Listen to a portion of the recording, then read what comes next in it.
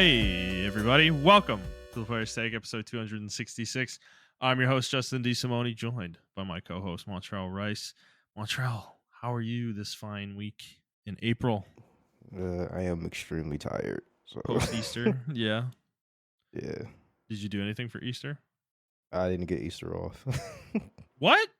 No, yeah, Wait, what do you mean? Like Sunday?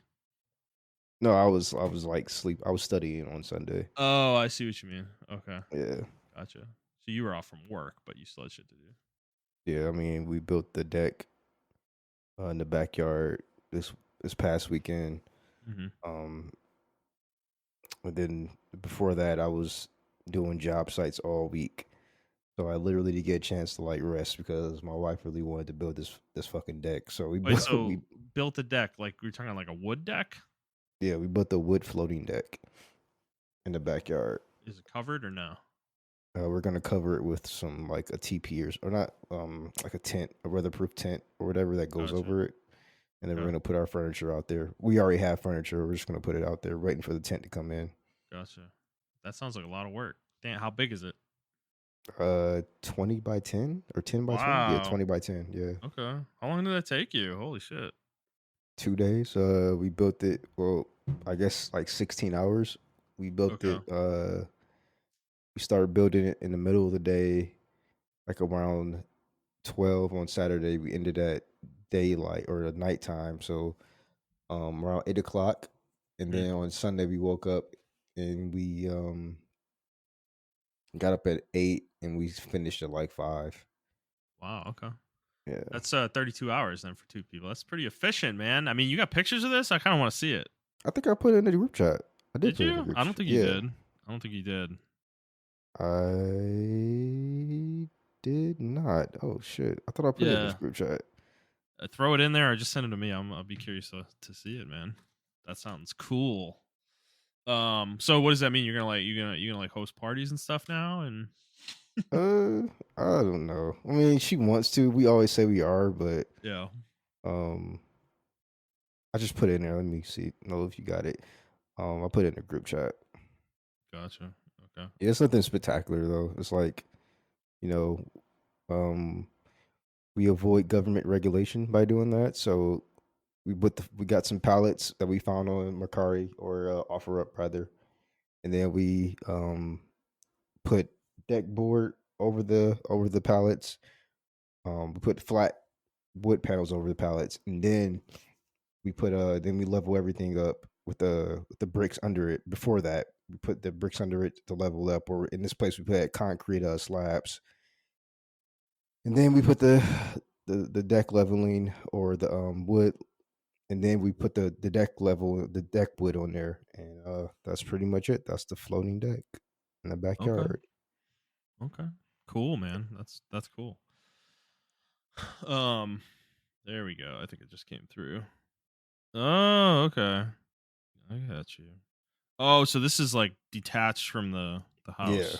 yeah, Okay, so it's not like a deck. Okay, I got you. yeah, yeah. It's called a floating deck. So that's how you can like build stuff. I don't know how HOAs work, but like even in the city, you gotta get a permit to build an actual deck or an extension to a home. But this is Yeah. like the workaround that if you build Nice. it above ground and it's like not attached to it's not a permanent fixture, quote unquote permanent fixture, then that's how you can get around it. So that's what we did.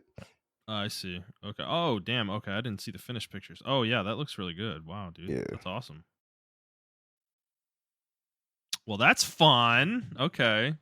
So there was like no gaming happening. Man, Montreal is so busy, guys. He doesn't play video games anymore. Today was Man, literally the first day I played my video game all week. I need Legitimately. a I need a new co-host, somebody who actually games. Man. um. All right. Well, cool, man. Anything else going on? Just work as usual. Yeah, unfortunately just work. I mean, I got offered some out of random obviously in the group chat somebody offered me a job and then another person offered me a job randomly as well. Mm-hmm. And I also got my teacher also told me to put in for something called the Cisco Dream Team, Mm. um, Yeah. which is like if you want to go. the Cisco Dream Team is like for people who want to actually learn more about Cisco, but they'll take you out, they'll fly you out, a select few people, and you can build networks for them in like Las Vegas for their events and shit like that. It's just like a huge learning experience, and it's like a good thing on your resume. So I'm going to try it. I'm going to try to apply for it rather, um, Hmm. and see if I can apply or see if I can get it.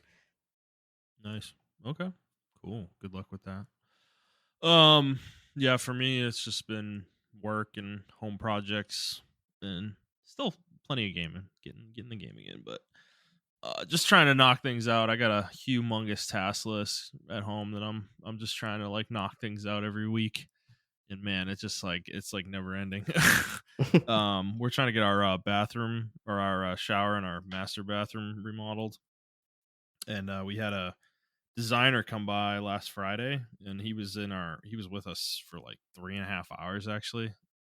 It was late when he left. It was like 9:30, I think.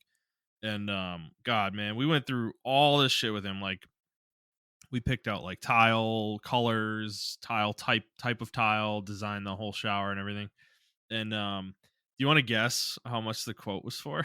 Just the shower, mind you. I'm assuming around 3,000 for the shower. Oh my god, I would have wrote the check right there, man, if it was that much. Holy shit. No. What? $28,000. What? Yeah. Where are you getting like a marble shower? No. Nope. No, this place was through Home Depot, and they're called Statewide Remodeling in Texas. And there was very sales pitchy. The guy was, raving about how they're like the number 3 remodeler in the entire United States or whatever. And all this fun stuff. And I did my own research afterwards, and they're not as perfect as he was making them sound. But they are very, very, very expensive as a kind of like a shower remodeling company, or like a bathroom remodeling company. But yeah, dude, 28,000, and he tried to come down. He brought the quote down to 24,000 before he left. Like that was his like final offer or whatever. And my wife and I just looked at each other. We're just like, yeah, there's no way we're doing this, right? Like this is insane. So we didn't do that.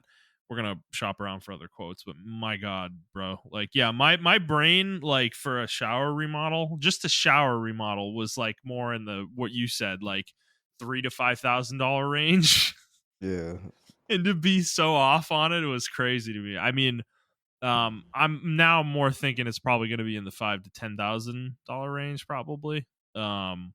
Is more where my head is at with it, but um so we're gonna search around and see. But dude, that number 28,000, I was like, bro, that's like I could just get a car for that much. Like, what the fuck am I doing? It's a fucking shower. Well, according It's to like, Google, the national average is around $7,000. yeah, right. And yeah, I did my own research afterwards, and that's kind of the same ballpark I was seeing. Is it just seems like these guys are extremely expensive for reasons unknown. Probably because they consider themselves the best in Texas. So um whether that's true or not is whatever. I'm not gonna find out. So um but yeah, man, that's just like was complete sticker shock. So that was fun. That was a good way to spend my Friday evening. Um but yeah, otherwise, just knocking some things out. I've been like re-sleeving a bunch of my board games with matte sleeves. And man, when I tell you, like, you think sleeving a game shouldn't take that long, like it's not like a long process, but man, dude, it's taking me hours. Like because I'm doing a bunch of my games. I did Mage Knight, I did Hegemony. I'm looking at them right now. Twilight Imperium I did. Oh, and I did this new game that I just got, this Heroes of Might and Magic 3 board game that I just got. I did those 4. And I mean, I tell you that probably took to do all of those took, I don't know, 8 hours probably Mm-hmm. between all of them. It's like, god damn, dude, it's like it's a lot of work just to fucking sleeve cards, Yeah. for a fucking board game, like protect your game. And that doesn't even, obviously it's not even talking about the cost of it, right? It was like $200 of sleeves to do all those games too. So So yeah, that's how I've been spending my time recently. But all right, well, Montreal, let's get into the show proper. Um, Hi everybody. Welcome to the Player's Take. This is our weekly show where we talk about video games, video game news, and other topics pertaining to video games. We post at 6 a.m. Central Time on Fridays on Apple Podcasts, Spotify, Stitcher, and YouTube Music. Womp womp. If you'd like to send us questions, you can do so on Twitter at the Player's Take, or you can send us an email to the Player's Take 01 at gmail.com. And I'm never gonna forgive Google for ruining my rigmarole because it had a nice ring to it, you know. Um, and now I hate it now. It's like Yeah. YouTube Music is it's just a terrible fucking name for So, like. so sorry to interrupt you, but I got like a notification because I got a notification every time Monster Hunter tweets the official Yeah. count. Uh-oh. So pour one out for Monster Hunter 3 Ultimate and Monster Hunter 4 Ultimate, Monster Hunter Generations, and Monster Hunter Stories. They will no longer be supporting those games online. On Like they're taking the servers down. Yep. On Wow. the 8th of April. So you won't be able to play online unless it's local co-op or local Yep. LAN play. Yep. Wow. They said Generations. I don't Wow. know about Generations Ultimate, but they did say Generations. I imagine not Generations Ultimate. I think that's still on the Switch. That's on the Switch too, right? It is. Okay. I don't think they're going to take that That out one yet. I would think I think they mean the original one. The original probably, Generations, on yeah. 3DS, yeah. Yeah.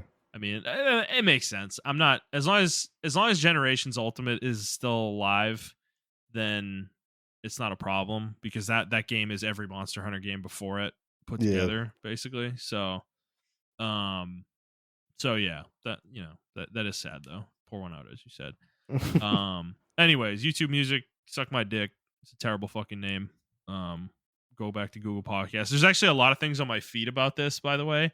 My phone is clearly listening to it. I keep getting stories in my Google feed about Google Music going or Google Podcasts going away. And it's just funny, like people are lamenting the changeover in a like a real way, like a functional way, not just the name and everything. But so that's fun.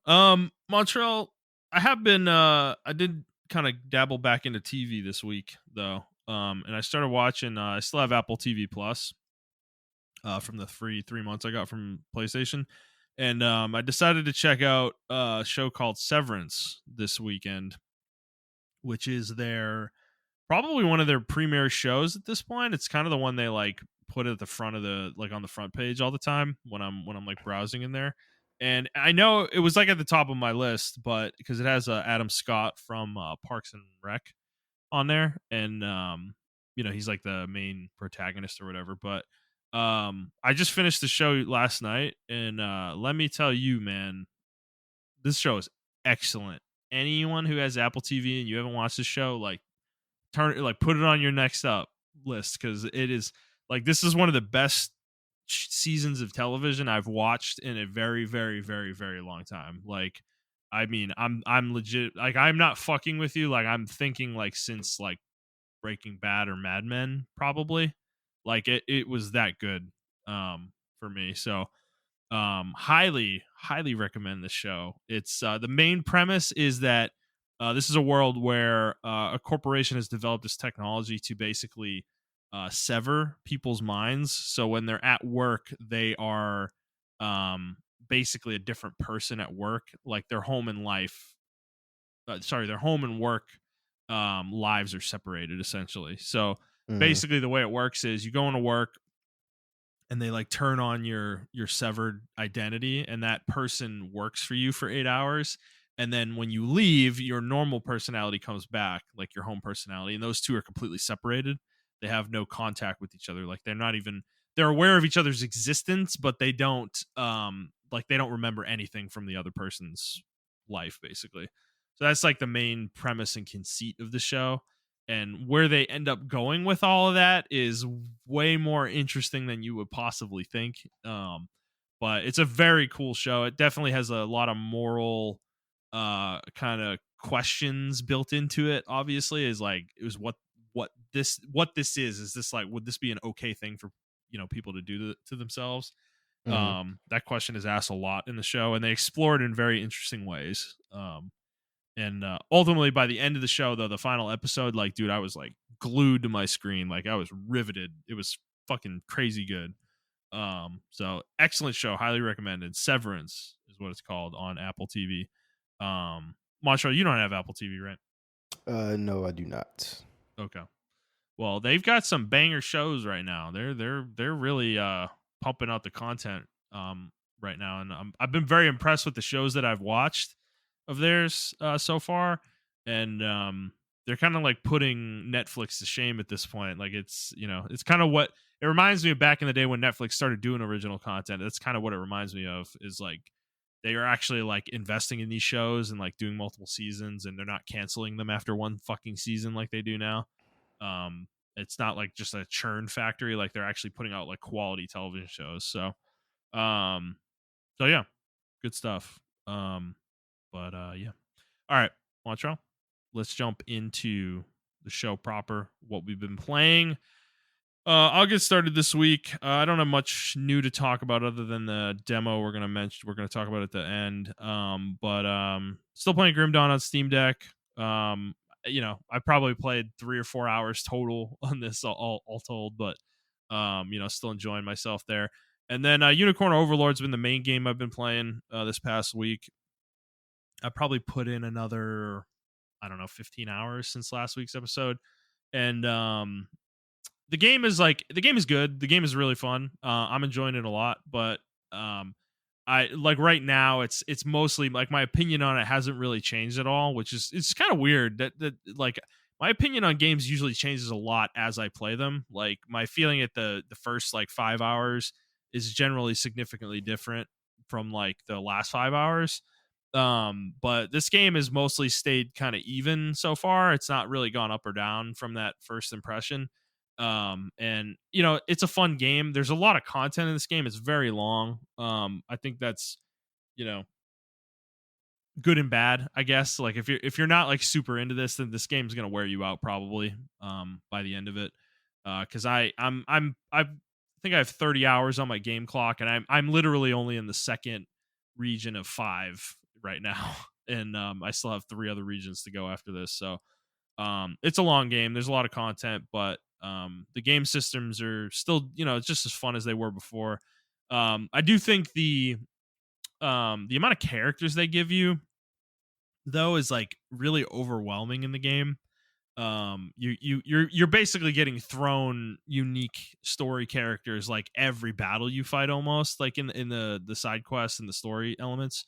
And it's the conceit of the game is just so weird, where it's like you fight, like this happens almost every battle where you fight somebody and like the enemy leader is, obviously in that moment a bad guy, but when you finish the battle, like the main character will have a conversation with them and they're like, come join the liberation and help us fight and overthrow Zenoira. And the character you literally were just fighting, who you just obliterated their entire army, and killed everybody, and they're just like, sure, I'll join you. And that happens like every fucking battle, and it's like there's like such a dissonance there being created, where it's like these people have like no loyalty whatsoever to who they're fighting for. It's like, I don't know, it's just it's weird in that regard. But I did mention last week the conceit of the game is like people are getting mind controlled though. And it's not everybody that this is happening to though, that I'm talking about, that are joining you. Like some of these people are fully in control of their minds, free will, everything is under their control, and they're still joining the cause after getting their ass handed to them in combat, Hmm. and nearly getting killed. So it's just like it is a little weird. This is definitely not Vanillaware's strongest story focused game. In that regard, like this is not the strongest narrative they've ever built. It's probably the weakest one I've experienced, actually. I'm waiting for it to get better, but it really, in the main story aspect, it really hasn't. The only part of it I'll say that has gotten better is that the world they've built here is actually fairly interesting, and fleshed out. Like there are 5 distinct nations, and you do kind of get to explore that in the game and kind of see how their hierarchies are, and like how they're what like kind of what like how their people are, and how their leaders act and stuff like that. Um, So you do get a lot of exposition there, which is very interesting. It's actually a cool world in that regard, but it's just kind of marred by these like overall story elements that they're really like the ham-fisted nature of like, oh, mind control, and everybody who was your friend is your enemy. It's like that. That's not a great setup for a story like this. Um, so yeah, but overall, still enjoying the game a lot. And I would definitely recommend it to people who are fans of strategy games for sure. It'll definitely be unique for you in that regard. If all you've ever played are like the turn-based ones, like Tactics Ogre, Final Fantasy Tactics, games in that vein.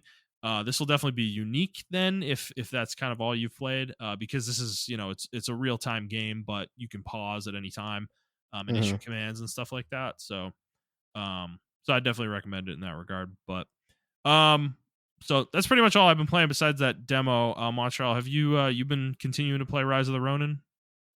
Yeah. Uh, it's a long game, as always with Team Ninja games. They're like pretty long and lengthy. Mm-hmm. The reason why it's long is because I believe the open world serves as like a backdrop. Uh, Mm-hmm. but it's weird because they have missions in the game, like regular Team Ninja games or Yeah. the more recent Team Ninja games. Um, but I mean, I see a lot of reviewers talking about it, and maybe because I'm clearing the open world, I don't really go into missions like that too often. But the way people are talking about it, like, oh, you can just do the missions and just like a regular Team Ninja game. That's true, but there are far less missions in this game compared to old Team Ninja game or the previous Team Ninja games like Wulong and everything of that nature, because Mm-hmm. the open world is there and everything of that nature. The NPCs, they walk around, but they're not like lively. But then again, I'm not a super open world type of person. Like I like to just go to my next objective and do what I need to do. I mean, Mm-hmm. sometimes the city is full of like NPCs and sometimes it's not, or the fields are not. And you'll see random NPCs walking around that are other Ronin. They're NPCs that they represent the players that are in your world, but it's like the player's character model is walking around. You can fight them, or you can choose to leave them alone if you want to. And like I Yeah. said, sometimes they'll be holed up at enemy camps, so you can free them, and then they'll help you fight and clear the enemy camp or whatever the case may be. Then they have other forms like with the dogs, and I explained all this last week and everything of Mm-hmm. that nature. So, Yeah. I mean, I think the game is not severely. I like the game a lot, but it's not combo heavy like um Wulong and Neo. Yeah. Yeah. They're really focused on the parrying. You can do combos and extend your things, but a lot of enemies, especially on Twilight mode, would just eat fucking they got super armor and they would just eat your moves. They don't get stunned Mm, at okay. all. Yeah. And I complained about it online and people were like, well, that's just they really want you to use the parry system and everything. And I was just like, yeah, and this is where I'm at with like this parry shit. I'm kind of over it. Like, Everyone's trying in to video copy Sekiro. Yeah. in video games in general, like I'm just fucking over it, bro. Like I don't know. When I was playing this game, I'm playing this game. I'm loving it. I love the combo system, but I feel like they severely hindered the combo system where you can do stuff like switch styles and switch weapons and all that stuff like that. But your key runs out so fast, and maybe I need to do a build where I have less key consumption or whatever. Mm-hmm. Um, but yeah, you just run out of keys so fucking fast. And to get your key back, either do the same thing as I think it was called key flash in Neo. What was it called in Neo where you can get your key back Key after pulse. key pulse? So yeah, they have in this game like they just call it like key something, and you throw blood off your blade, and then you keep going. But it's not as prevalent as the key pulse in Neo and like even in Wulong or whatever. You get a lot of your key back from countering or from parrying people and Mm-hmm. everything of that nature. Which, like I said, it's okay. I'm not a big fan of it. Um, so I don't know. And then other thing with this game as well that I was just getting annoyed by is the general consensus on the game. People are still comparing it to like Elden Ring and Mm, fucking, other games, other From Software games, where I just feel like it does take inspiration from Software games. A lot of their games have taken inspiration from Software games over the last couple of years, but I just yeah, feel like they're trying to accomplish two different goals. Especially this game. I think this game is really trying to accomplish a different goal. It's trying to be Neo. It's trying to be yeah. Sekiro. It's trying to be Rise of the. It's trying to be Ghost of Tsushima, all in like one package. You think it's too Unfortunately, much? Like it's spread too thin? yeah, I feel like it's a ocean wide, pond deep situation, or a puddle deep rather situation. Damn, man, that sucks. Um, that being said, I personally wouldn't buy this game on full price, because I the voice acting is kind of flat and everything like that. I don't know. The game's fun. I'm gonna finish it. Um, but Yeah, yeah, it's it's just just disappointing though. It's not because it sounds like they have a robust combo system, but they don't let you use it. Like, what's yeah. the point of that then? I'll Why be is that even interested in there? yeah. I'll be interested in you playing it. Yeah, I feel like the combo system is there, and you have to do it at certain times. But the characters, especially on Twilight mode, they recover so fucking yeah. I'm fast. probably gonna not play on that mode based on what you're Yeah, saying because I'm yeah, thinking about putting it down to dusk or the normal mode. But like, yeah, that like just they doesn't sound fun. I hate super armor in an action game. Like, I get it to a certain degree on bosses and mini bosses, but even them, like even they need to have you need to be able to stagger them, at some point. Otherwise, there's no window to attack. well, yeah, It's like you do that's like a stagger core them. component of a game, Yeah, of an you do action game. stagger them and everything. Even like the regular enemies, they just sometimes they just tank your shit. Yeah. Um, but the problem is, if I put it down on dusk, the levels go down, and the game's just way too fucking easy. So I play it on Really? Twilight because it's Okay. just I started out on Twilight, and then I went to dusk, and then I went back to Twilight again. Hmm. Um, because yeah, they lower the difficulty, or they lower the enemies levels and stuff like that. So I'm like, I'll be way over leveled. So I don't know what to do. I'm kind of between the rock and the hard place right now. uh the game's not hard, it's just that's very frustrating, especially when I know uh how to do my combos and everything, and you'll be in the middle of a combo string, and they'll be getting staggered by it, and then they just like recover, and they're like, okay, well, I'm back, and now I'm about to do a whole fucking combo on you while you're doing your combo, and it's like, that's okay. Like, I don't know. I remember when I was playing against uh Yusuke in uh or Yasuke or Yusuke in Neo 2, and even when I was comboing him, like, it made sense. Yeah. Um you were rewarded for doing long strings of combos with your key and everything of that nature. That was the whole point of the game.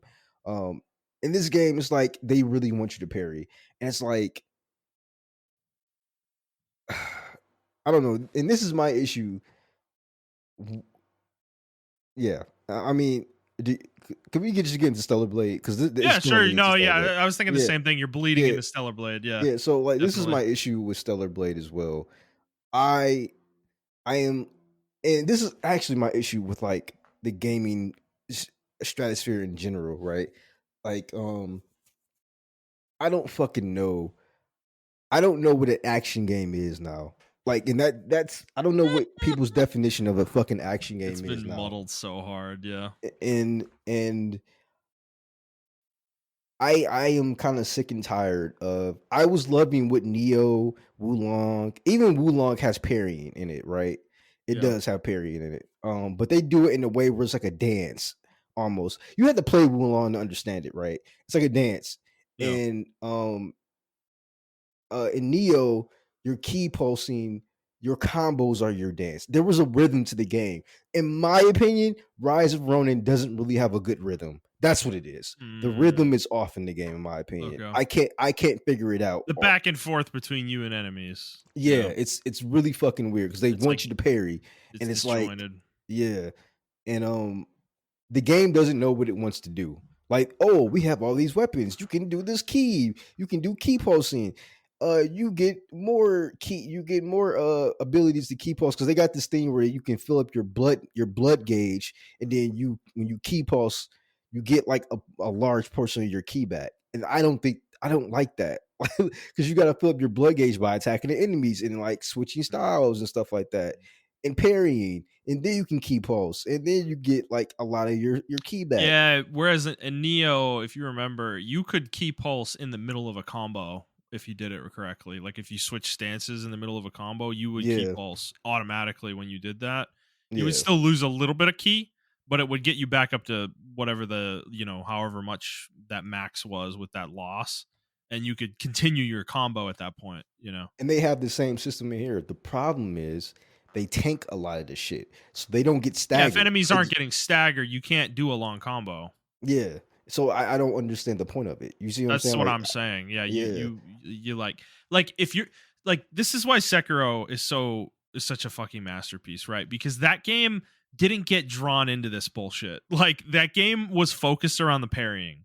Like everything centered around the parrying. Your character did not have a combo system. Like there was no combo system in fucking Sekiro. Like when you wanted to attack, you just hit square and you swung your sword. Like that was it. There was Yeah. nothing complicated about it, but it was about timing and your attack windows. Like that was what the game was focused on, and that focus made it so good. It just sounds like that. Yeah, it sounds like Team Ninja's trying to do too much here, man. Yeah, I feel like they were just trying to be they were so inspired by like, Ghost of Tsushima and all this other shit like that Hmm. that Hmm. yeah, they just kind of lost focus of what they wanted to do. I feel like the game should have probably had like another year of like trying to figure shit out, you know. Right. I don't know. Because it's to the point where I'm like, I hope they change and patch some shit. Like I hope people are like talking about it to where it's like, why can't I do? What's the point of me doing these cool combos and everything of that nature? Also, I don't like um how certain moves are locked behind the bonds you have to build with the characters, and I just don't fucking like it. Mm, Like I don't know, it's kind of stupid to me because you get these moves that you can do um, for different styles, and certain characters only have one style. I mean, a lot of the characters only have one style in the game, and you build a bond with them, and then your style, if you're matching that same style, or when you do acquire that style from them, you can only like level up by building a bond with them or whatever the yeah. case may be. So the Yeah. first half of the game, I think I'm in like the second act of the game, but the first act of the game, it really doesn't matter who you build your bond with. If you're anti shogun or pro shogunate, the second act is starting to matter a lot more, or who you want to be and everything of that nature. And then you also unlock more fighting styles. So I'm hoping like when I get like level 40 or whatever the fucking the case may be, like maybe the staggering becomes more prevalent for me, and I can extend my combos, and my key will be a lot better and everything of that nature. I'm level 27 right now, and I'm still running out of key like super fucking fast. And I'm like, maybe it's something I'm doing wrong. So I'm gonna research it more. But I just feel like it's not a Neo situation. And maybe that's my fault for going into it trying to play it like Neo or play it like Wulong. I have to play it like Rise of the Ronin. But I've been so disconnected from those games for like a year or two now that Mm, I don't feel like that's a factor in my judgment of the game. I just feel like the game needs to decide what you want me to do. Do you want me to just fully parry people, or do you want me to do the combos? Like, what do you want me to do? And the game, in my opinion, really doesn't know.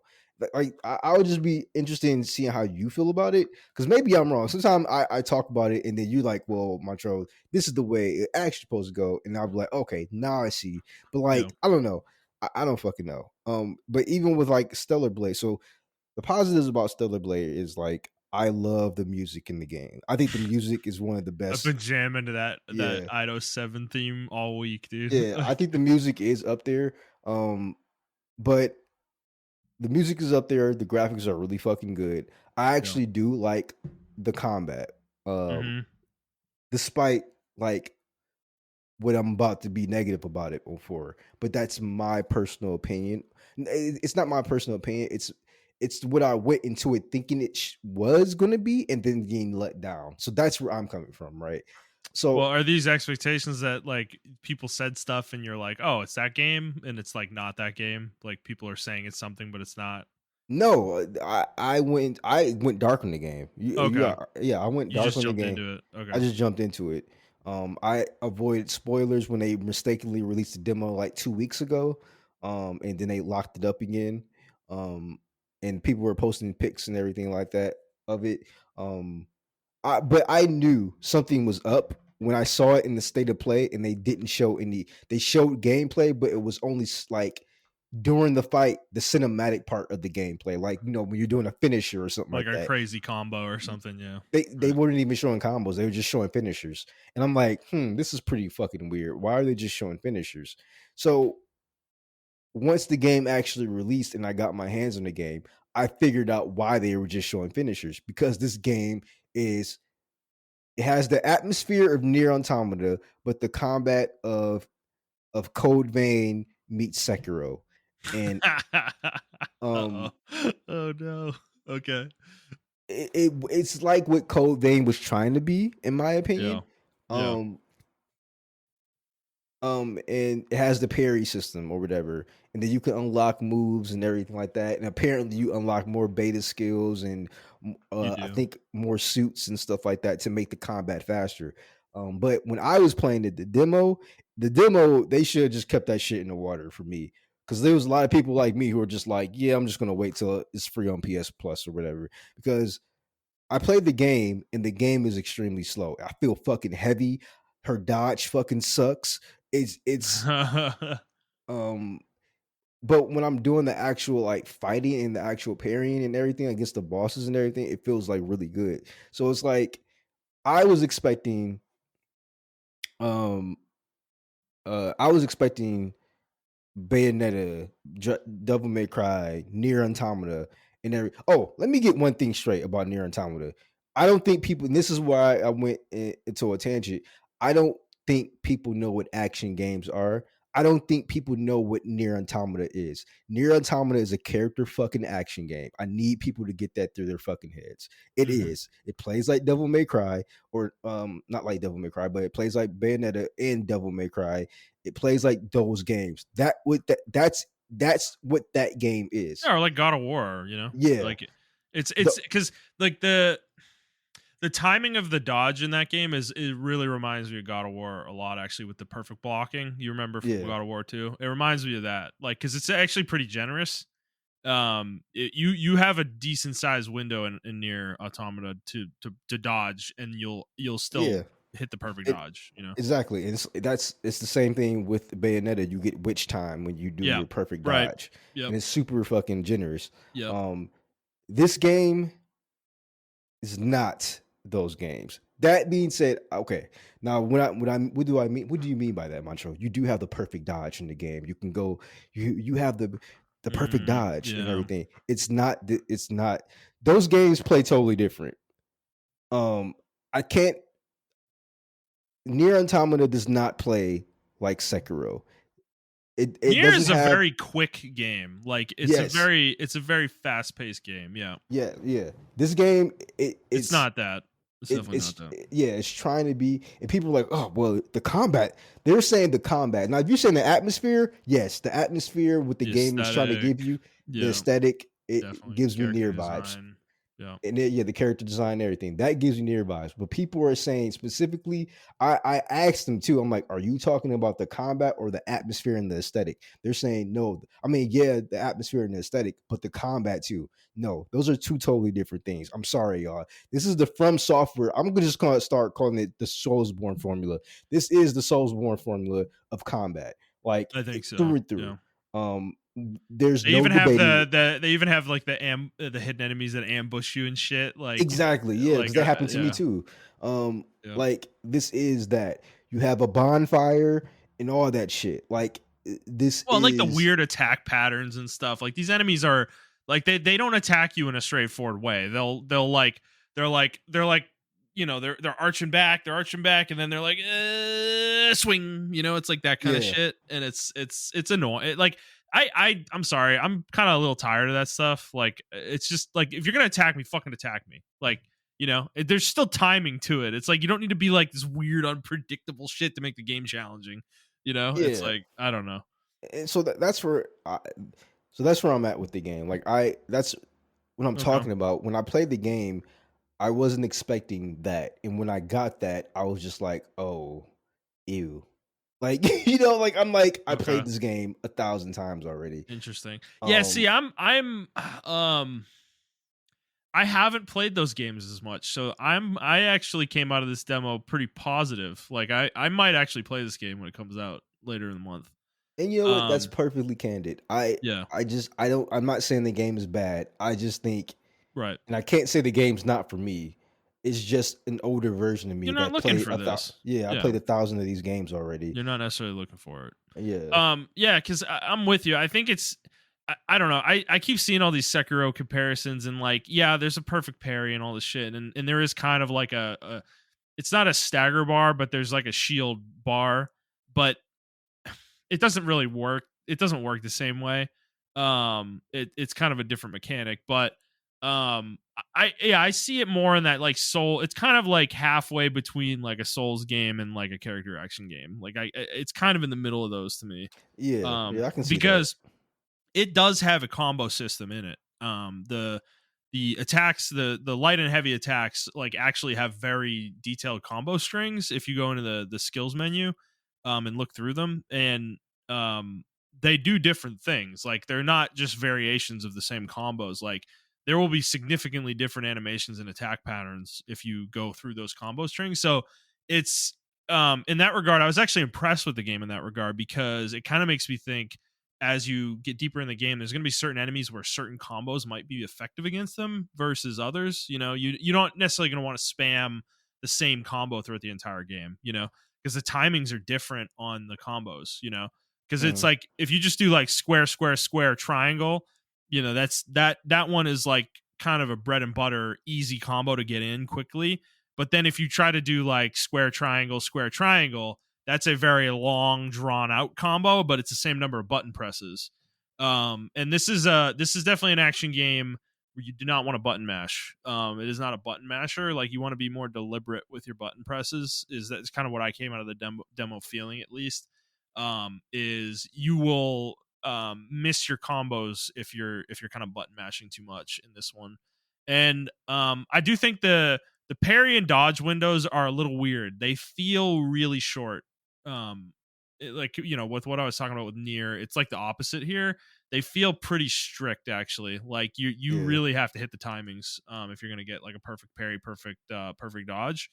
So that's where the like unpredictable enemy attacks get really frustrating because you're anticipating an attack, and obviously it's all a learning thing. As you play the game, you fight these enemies enough times, you'll understand their timings at a certain point. That's my point about the making them unpredictable. It's just annoying because it's like I'm gonna learn the patterns anyways. It's just you know, it's like you just make it straightforward, you know. But yeah, I think in terms of I think this is the problem with analysis of these games though sometimes is I'm just getting really tired of this like comparison culture with everything. Like it's almost like do you ever watch like, you know, draft coverage for sports? Yeah. Like modern draft coverage for sports always has like you're always comping players against a pre-existing player, like someone who played before, you know.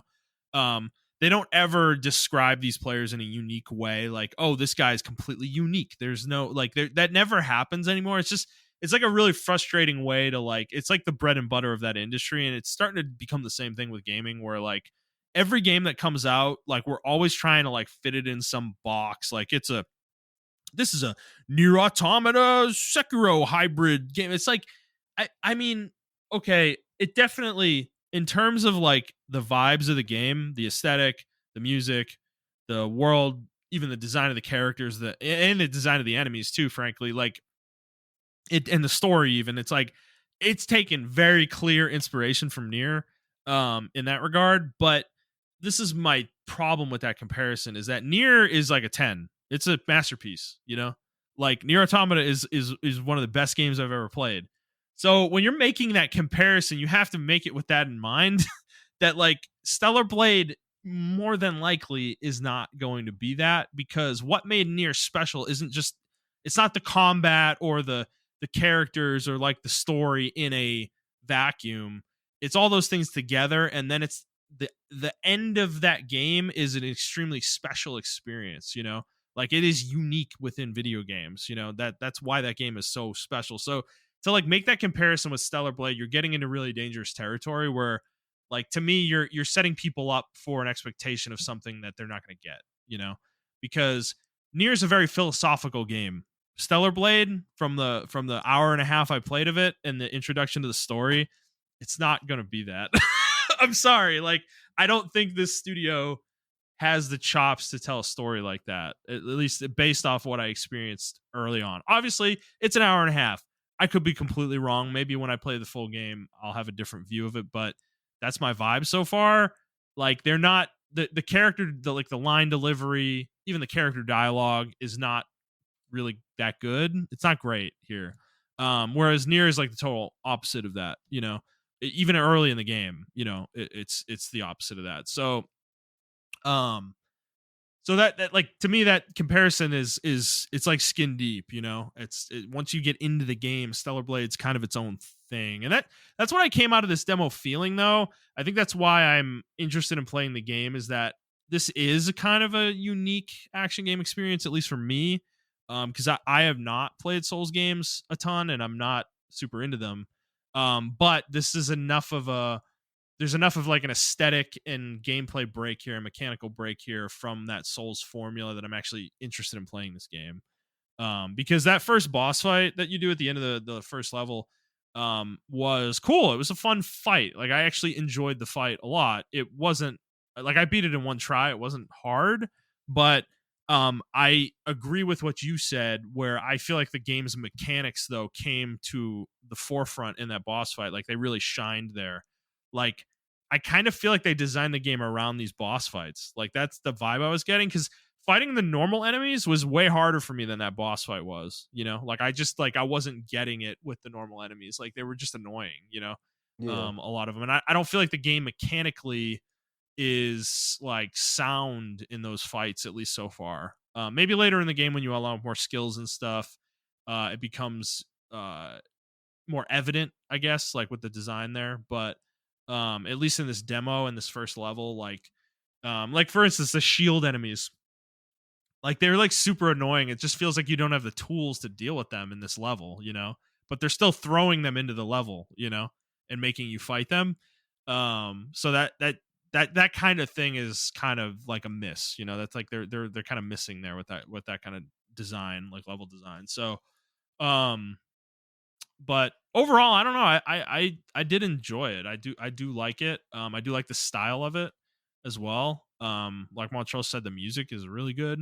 At least I really enjoyed the music. It might grate on me over time, like playing the whole game, but if the soundtrack can continue, with the quality it had in this first segment of the game, though, I think this could actually be a really good soundtrack for this game. So um I guess the part I wish they had given us more of in the demo. Like, I do wish the demo had been a little longer, because this does feel like it's just the first level, and it's a very linear level. There's a little bit of exploration you can do, but I know, like, the way they've marketed this game and shown this game to us is that it opens up at some point and it's kind of more open. And I wish they had given us a little bit of access into that to just show us kind of what that looks like.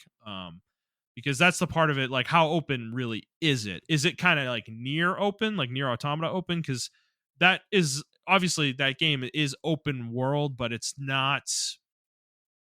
There's like level. I almost look at those different areas as levels, like separate levels, Yeah. rather than like a continuous, connected open world. So I'm wondering if it's more like that, or is it more, more like, I don't know, fucking The Witcher or something, where it's like a complete, fully integrated open world. I probably don't expect the latter there with this game, but that's why I'm interested. I would be interested to see it. So, did you end up doing the stalker fight that unlocks?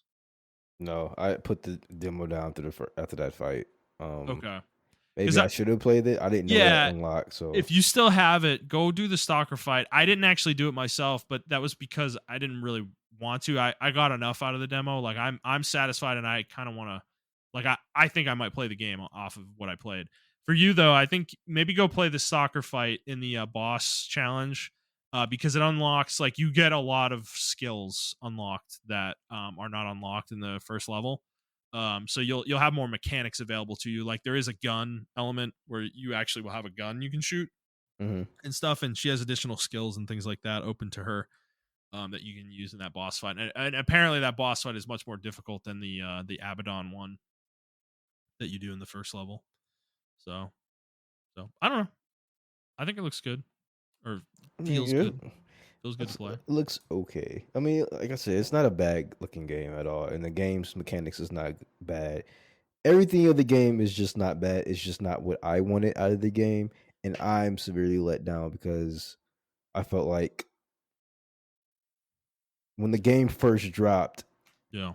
it felt very character action oriented, and then now when I play the game, especially where you're going against the little enemies, like I like it's one part of the demo where you get like 20 enemies in front of you. Swarms, yeah. Yeah, and like if I was playing Devil May Cry or fucking Bayonetta or even in there Automata, I would love that. That's like a dream. Like, okay, I'm about to murder all these people because I can do cool combos and I can crowd control and everything like that. This game, it felt like shit. I was just like, this is not fun. How is this fun? But then when I got Well, to the boss, like you said, like yeah. the boss, then I was like, okay, this game's like it's such a dichotomy because it's like maybe I do need more skills, and there were skills I was using, but the cooldown on it was like 3 or 4 seconds, and I'm just like, like why do we have cooldowns in a fucking action game, bro? Like I just want to Right. do the fucking move. Yeah. Like I don't Well, know. the that swarming moment though, I feel like the game should have more clearly, because this is supposed to be a tutorial level where the game's like explaining what to do, and it doesn't really. But there's a beta skill you have, the one mapped to triangle, that is like an AoE charge attack. Mhm. And that wipes those enemies out if you draw them in and let them get close, Okay. and you use that, it'll one shot all of them. And also there are a bunch of like explodable barrels around there. If you swing in those and you kind of lure the enemies to it, they'll explode, and it kills them in one hit too. Yeah, I mean, Most I of those did little that, enemies, but but I don't know. I don't yeah, know. I just don't like the fact but it's that like the game doesn't it like didn't tell me explain that. anything. Yeah, But I just don't like abilities being on cooldown for no fucking reason. I Like agree with you on that for sure. this is Yeah, not an it's not an RPG. MMO. Like, Yeah, like yeah. I don't fucking know. Like, and that's my problem with the game. Like, Well, it's you almost already have an energy system in the game. Like, why would there be a cooldown on top of that? You know, like because you need a and certain that's amount of energy to use the skill in the first place. and that's what I'm saying. Like, I don't. A lot of these games are just trying too hard to be everything, and I just need you to. Mechanically deep, yes. Yeah, and I just need you not to do that. Like, you can be a character action game, and it almost fueled another part of me. I saw the discourse around the game and like under the PlayStation blogs and everything like that, and they're like, "Oh man, this doesn't feel button matchy like Bayonetta," and I'm like, "Oh my fucking god, here we go again!" Like these games, just because you play it on like easy or normal, doesn't mean the game's button mashy. Yeah, you can probably get away playing on easy and normal like Bayonetta and Devil May Cry, just mashing one fucking combo. But the combo systems are so deep, and you need timing, and you need to know what weapon to use in certain situations and all this other stuff like that when you get to harder difficulties or whatever. And I don't know if that's the game's fault for not exploiting that to the explain that to the player, or I don't know if that's the player's fault for not exploring the game. To me, the only game so far out of all the games I've just mentioned, Devil May Cry has a little parry system in it. If you attack the exact same time an enemy attacks, you can parry their attack, and their weapon will bounce. Bayonetta has the same thing. Nier Automata has the same thing. Um, the only game that has a focused parry system and that does it in the non-Dark Soulsy Sekiro suck dick type way, it's fucking Metal Gear Revengeance. That's the Mm, only game that did it.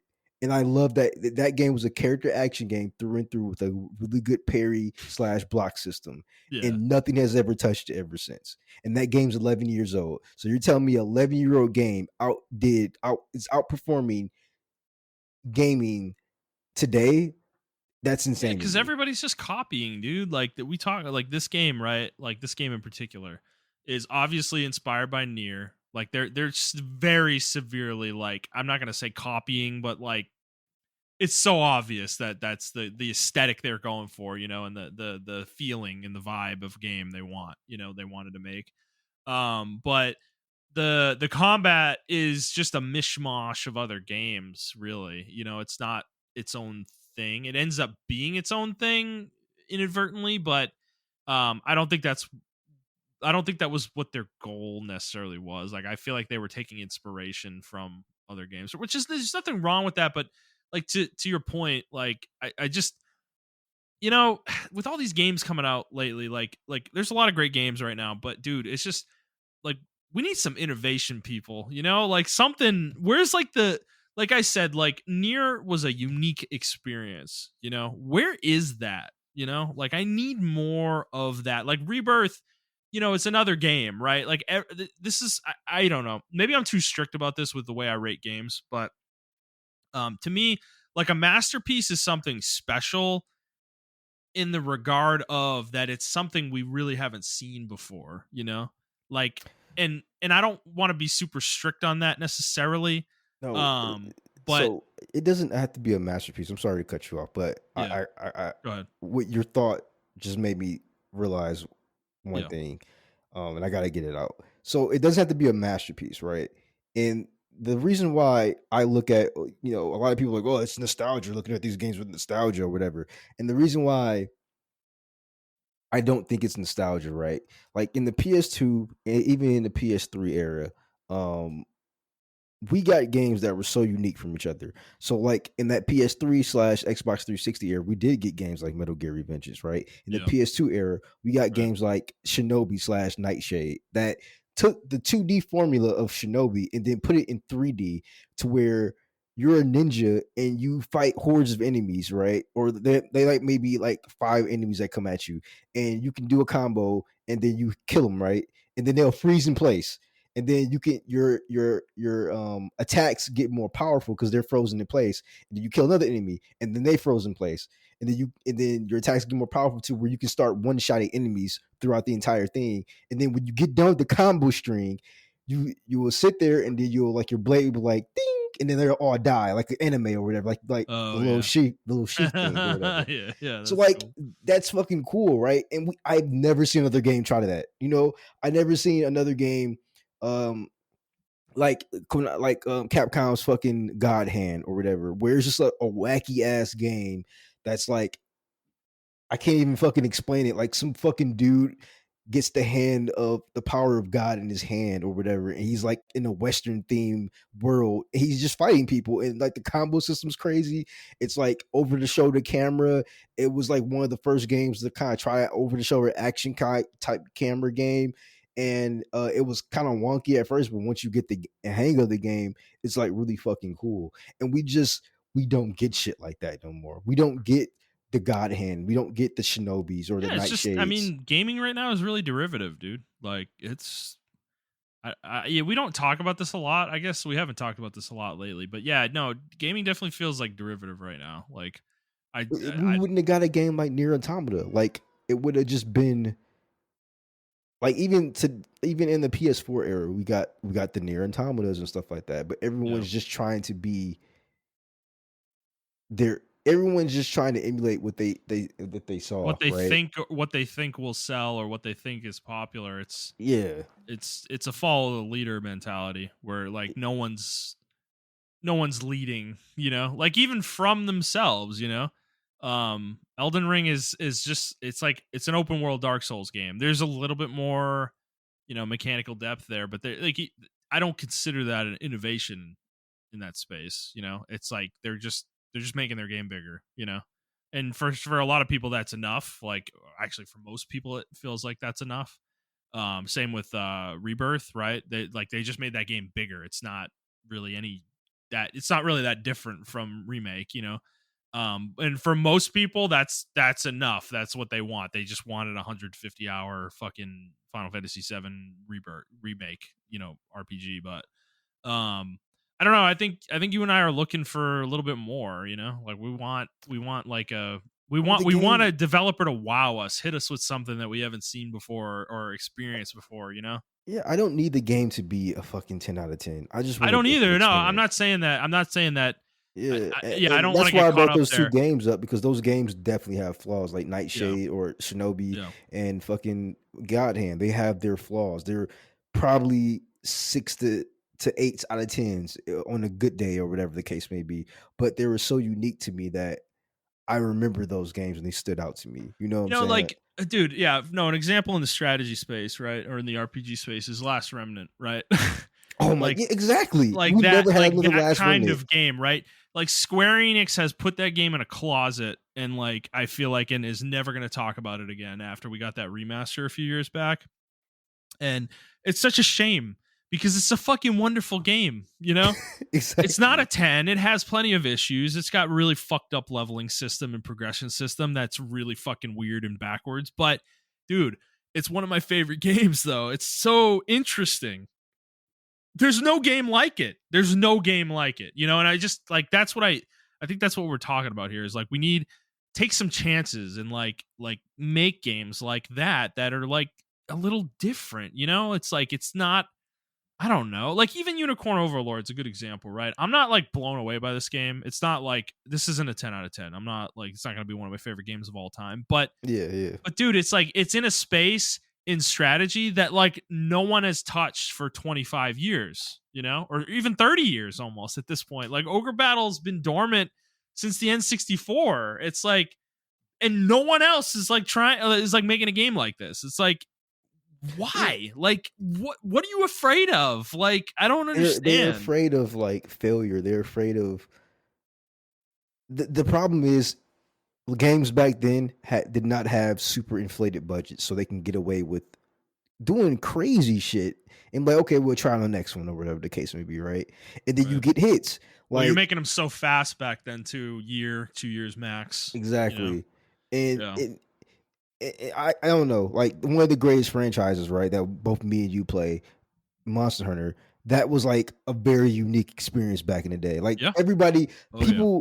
people grew up with Monster, like they started playing Monster Hunter Try or whatever the case may be, right?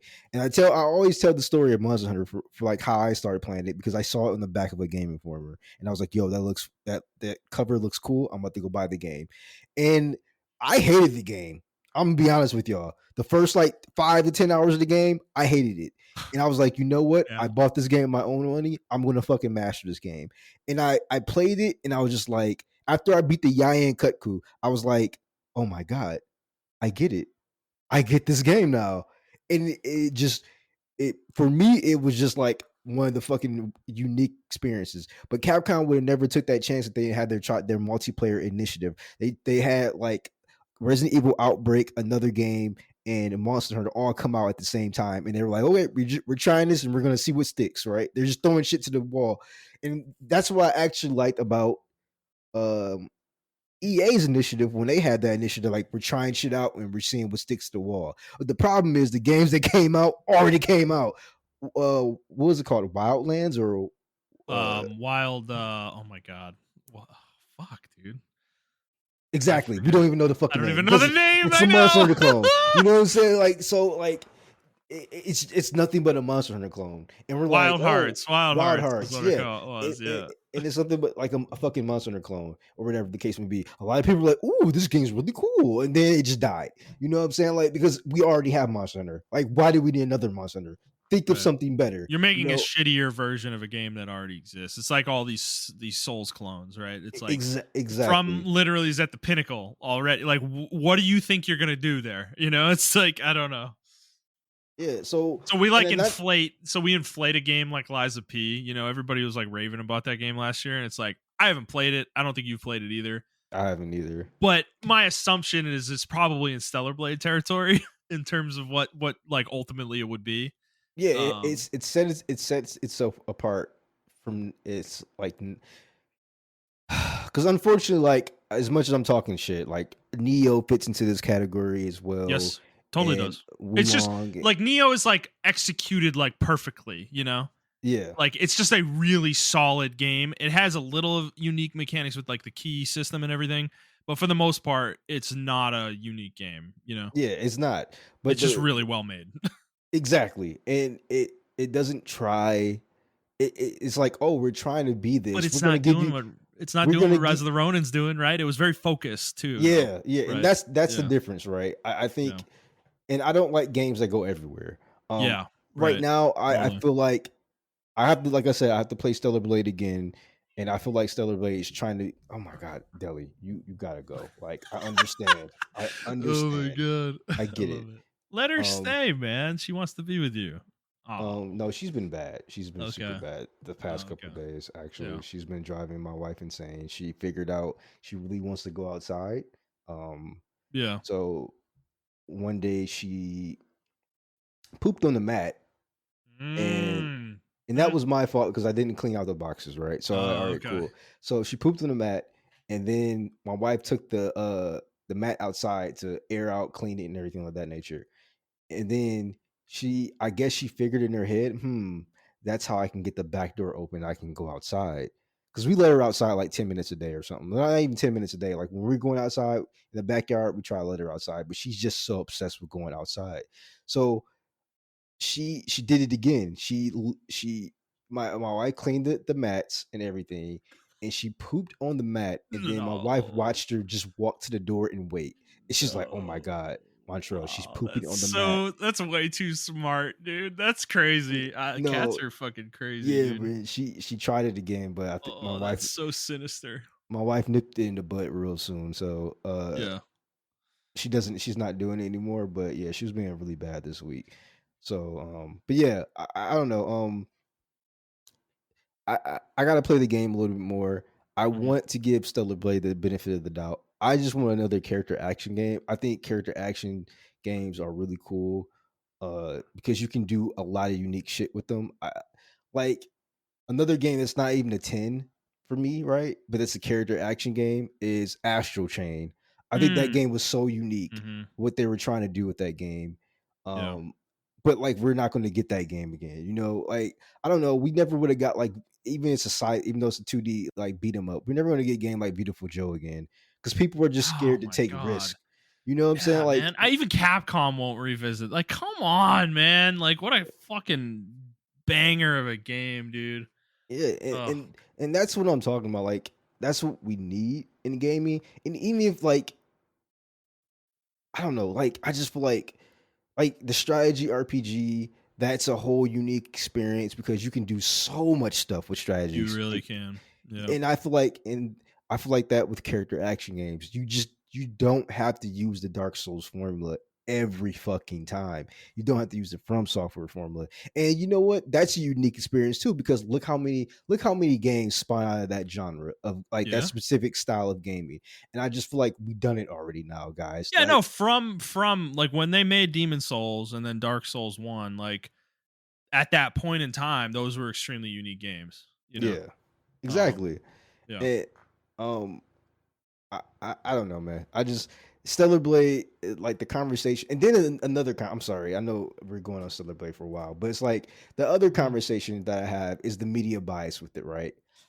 I understand, y'all. I hate gooners. I do too, right? I don't like the gooners out there and everything of that nature. And gooners like a person that just loves the fucking porn and all that shit like Mhm. that, right? Loves the busted characters. Oh, if it doesn't have a busted character, I ain't fucking playing it, like type shit. And it's like I too like attractive characters, and I do like you know the curves and everything of the characters and everything of that nature. Mhm. Um, is Stellar Blade a Gunner game? Yeah, in the same vein that fucking, in my opinion, Nier Automata is because Yoko Taro is a Definitely. fucking Gunner. There's You a know what I'm saying? fucking dude, he literally is. There's a trophy for looking up her skirt. Like, yeah, no. Yoko Tower's a fucking he's a gooner for sure. Yeah. He So literally said it too. He's like, I like beautiful women, man. So yeah, they're in my games, you know? so yeah. So but I hate the bias that's in the media because media, like Western media, is like, oh, look how objectified her body is, and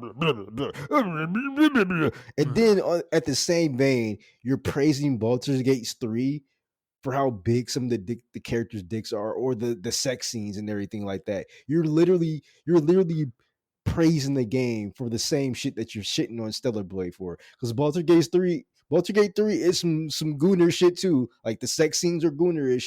Everything's like oh, well, it's written more tastefully. People make dick jokes and pussy jokes and tit jokes in Baldur's Gate 3 all the time.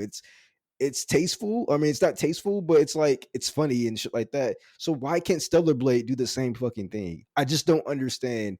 Where's the line drawn? You know, why is Xbox saying, oh, they're sending out memos to people like, don't design your characters like this character in Stellar Blade? It's like, Oh my why god. not? Like we can have both, guys. I think this is why I hate this conversation is like we can have both things. We can have the dignified type, the Last of Us 2 sex scene, that no one wanted to watch. Or we can have Stellar Blade. We can have both of these things. They don't have to be mutually exclusive. It's a really frustrating conversation because I don't have an issue with Stellar Blade with this at all. I didn't have a I problem with don't Nier. I don't either. I mean, It's it's just two extremes of the both sides, right? Like I'm yeah. seeing people post videos of like, oh my god, look at her butt when she's walking up the ladder, and they're just the camera's just zoomed in on her butt or whatever, and it's like, all Well, right, the cool, jiggle physics are real here, yeah, and it's like, for all right, sure. I mean, whatever. If they want to do that, they want to do that. But then people are also doing the same, like the Western media and media in general, like over here, was just also just praising fucking Baldur's Gate for the sex scenes and all this other shit like that. Like, oh, they went there, they're raunchy and blah blah blah. And it's like, so it's okay when a Western developer does it, but like when a fucking Japanese Mm. developer does it, then it's an issue. Like I don't know. I just feel like they're trying to paint people who play certain games Korean in this case, just to or save you. Korean. I'm sorry. Yeah, I'm Yeah. sorry. Yeah. Uh, I just Well, feel like they're trying also to. the model, like Eve's character model is a real person, by the way. Like they didn't just Really? make her like that. Yeah, there's a I didn't there's know a that. there's like a female model they modeled her body off of. So I don't know. I just feel like they like people are just being really crazy about it, and there's a Mhm. huge bias that no one's talking about, and I want people to talk about the bias. Like you gotta be. I don't know. Like when you hear people talk about like Mass Effect sex scenes compared to like when people hear people talk about the up the skirt and near automata, that's offensive, and it's like the same shit though. Like they're Mhm. both Yeah. gooner shit in video games. I don't fucking know. It's just weird. But that's all I have for Stellar Blade. I'm gonna try it and I'm gonna give it another shot. Oh wow. Okay. Yeah. Yeah. Nice. But She's a very pretty woman. yeah. Yeah. But yeah, I'm gonna give it a second chance. I'm gonna get over the fact that it's not the game I want, and I'm gonna Mhm. try it out. I don't know if I'm gonna pay full price for it, but I am gonna try it out and Okay. play it. I Yeah, I don't don't think know it's if a I'm bad game. I don't think it's a bad game at all, though. I don't want my disappointment to be confused for the game's bad. The game's actually really fucking good. yeah. It's just not what I wanted right now. Yeah, I think it's solid. Like it controls well. Like you said, it is a little slower than you would think. For sure. The dodge is ass. It's not a Dark Souls dodge in in terms of the distance you're covering. You're not covering a lot of distance. It's a timing dodge, I think, is more what it Hmm. is. Like you need Yeah. to time the dodge so you actually get the iframes. Like that's what Yep. you're trying to do. So it's not intended to get you out of like the attack range of an enemy generally. So I think the parry is generally speaking going to be more useful in this game overall, though. In most combat encounters. So, but yeah, no, if we do play it, like I said, I don't know if I'm gonna play it, right away at the end of the month, but it depends on kind of where I'm at with like Unicorn Overlord and stuff. Um, but the game's definitely on my list. I think I'm definitely gonna pick it up. So, all right, Montreal, let's move in to the news. One thing I did forget to mention when I was talking about Unicorn Overlord, that game actually has sold 500,000 copies worldwide. Oh In wow. the few weeks it's been out, which is excellent for a game like this from Vanillaware. So big congratulations to them. Well deserved. With the CEO talking about them running out of money a couple months ago, I'm very happy that this game is selling well because I do not want Vanillaware to go anywhere. They are a unique developer actually. Like they're kind of what I'm talking about though. Like think about their games. Vanillaware like you got Odin Sphere, you have 13 Sentinels, and then you have this game, you have like Grim Grimoire. I think did they make Okami too or something? No, they didn't Um, make Okami. I don't not think they did. Okami. Um, oh, Dragon's Crown is the other one I'm thinking Yeah, of. But Dragon's Crown. even Yeah. further back, there's another game I'm forgetting of theirs. But like all their games are like they're in existing genres, but they do it in such a they have their own spin that they put on every game they make, you know. And they're not like they don't stick to one genre either, which is another thing I really like about them. So um but yeah, 500,000 units sold. Oh, Muramos is the one I was thinking of. Is theirs from way Okay. back. That's from way back in the day. Um, but yeah, congrats to them. Hopefully, hits 1 million at some point this year. That would be big for them. But it's a good game. It's a really good game. It definitely has their style to them though, in terms of the art and everything. So and then other sales numbers, Capcom revealed that Dragon's Dogma 2 has sold 2.5 million copies in its first 11 days on sale, which is fucking huge for this game. I had no idea that Dragon's Dogma was this big, dude. No idea. Like, what did the first game sell? Not that much. The reason why it was a cult favorite, so I think it sold that much over its lifespan. Yeah, I want to say, yeah, but it became a cult classic. A lot of people played it like when it was free on PSN and everything of that nature, and they're like, "Oh my god, this game's fucking amazing!" yeah. And but it looks like, but the game came out in 2012, but it looks like it's about to exceed over 10 million Yeah, units sold. Capcom actually said with this that the franchise total has sold 10 million units, meaning that the first game has probably sold 7 to 7.5 million. Yeah, but the game came out in 2012, so 2012, right? yeah, so I don't know. The game always been like, this is another one of those things, right? Where it's a very unique experience. Like you Yeah. can't get this experience from anywhere else. From Dragon's Dogma. I really wanted this other Capcom game. It was called Deep Down or Dungeon Down or Yes, something like that. deep down. Deep Yep, Down, but they never never came out. released it. Um, so I think I want to say they kind of because this game came out after Dragon's Dogma. I think it was supposed to be like some kind of sequel or whatever, but they canceled it. But yeah, even that game looked very unique in its experience or whatever the case may be.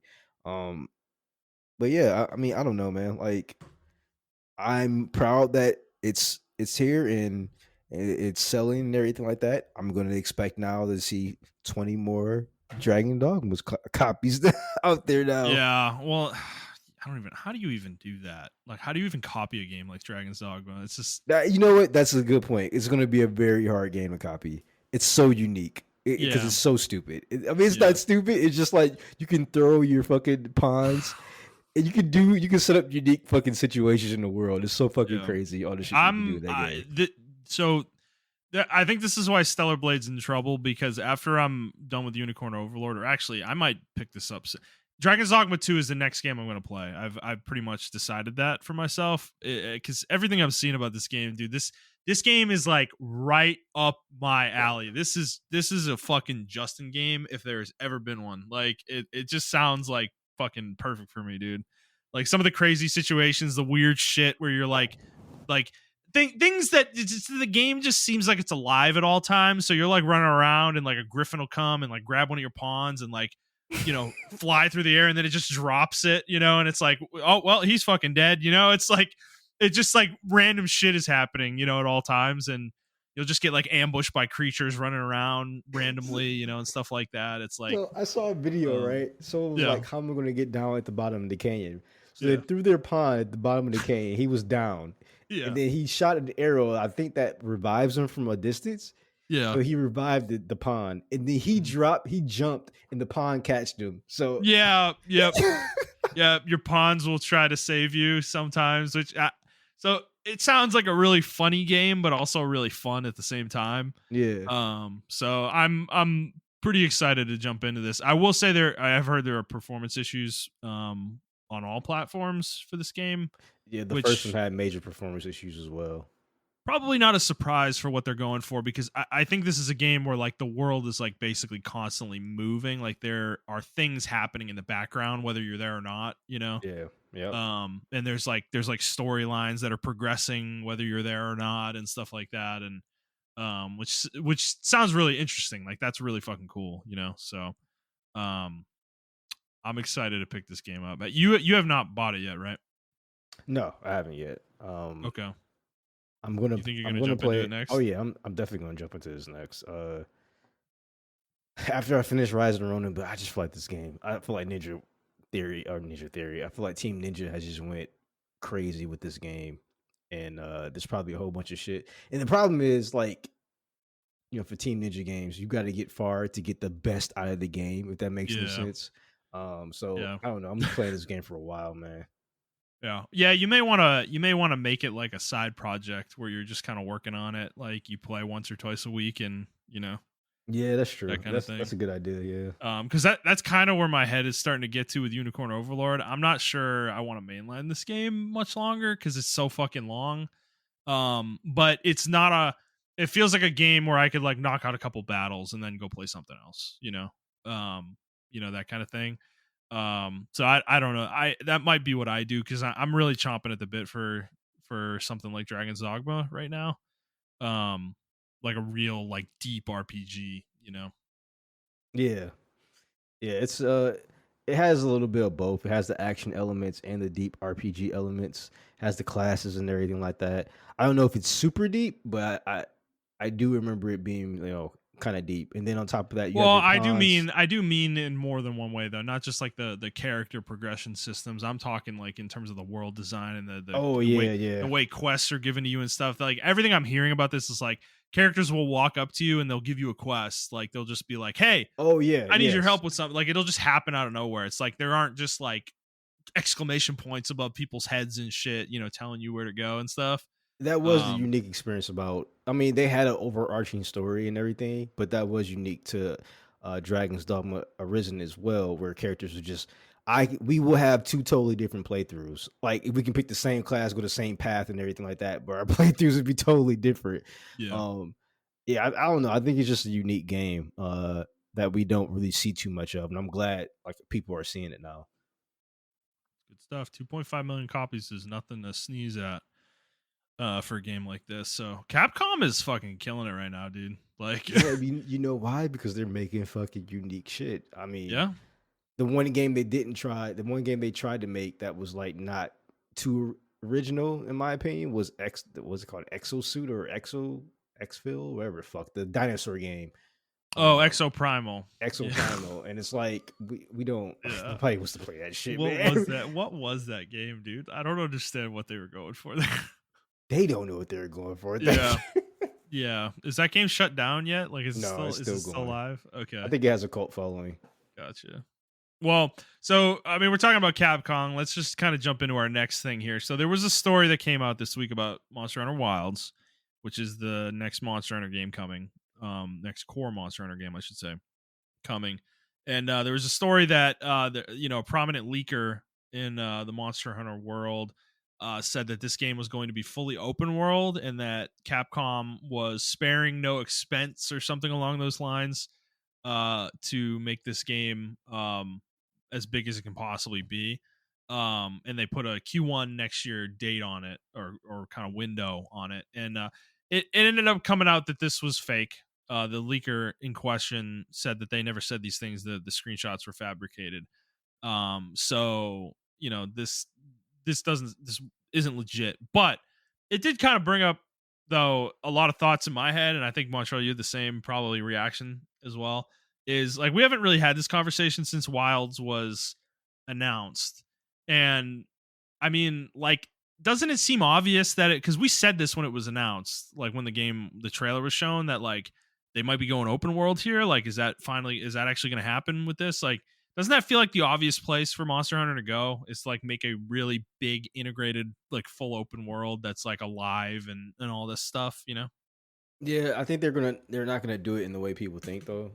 I think they're gonna be player sessions you can join. Yeah. to take down bigger monsters and stuff like that. So I don't know how to explain it, but like you may be in a town area or whatever. You have your world, and like the monsters will be roaming, and the town is connected to the actual world or whatever the case may be. So it is open world. I can go into the ice area or whatever, if I run a couple of miles or whatever the case may be, and now I'm in the ice open world area or whatever the case may be. But I can have just players. I can sit on a flare and have players just join my session like mid game while I'm fighting the monster or whatever Mm. the case may be, Hmm. and then I can probably disperse them if I want to or whatever the case. And I'm pretty sure they're going to be like unique events where a monster does come, and it's like an 8 player fucking thing, like the uh Zora Magnaros or Zora, yeah, is it Zora Magnaros? Yes. Magnamos? Yeah, Magdaros. Yeah. Magnaros or whatever. So I think we'll have unique experiences like that, but that's what I think Monster Hunter is gonna go for, in my opinion. Because I think you can have in World, you had players join mid session. Um, I believe, right? Or am I Yeah. thinking You another can. game? Yeah. Yeah. Yeah. No. No. You could. You could. Even in Rise, you can have players join mid session.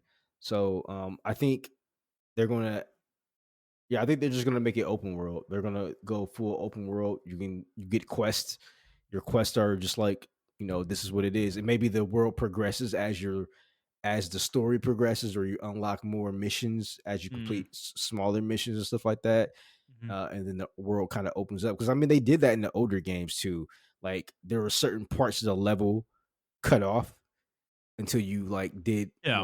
you know You tier did a 2 certain hunt. missions, Yeah. yeah, Right. and then they'll open up the other parts of the level, whatever the case may be. So I think that's what happened, and I think that would be cool. Yeah. I don't. I think people are like. There's a lot of. Obviously, I was reading a lot about this. What people think, and there's a lot of people who are like, "Man, if it's open world, I'm done. I'm out. I don't want this at all." And it's like, what if people think Capcom's gonna do with this game? Like they're gonna make like an Ubisoft style open world in a Monster Hunter game? Like, No, no, no, that's they're not definitely gonna. not what we're talking about when we say open world. Like it's gonna be all the areas would be integrated together, right? Like they'd be Mhm. interconnected in some form or fashion. You'd be able to travel between them seamlessly.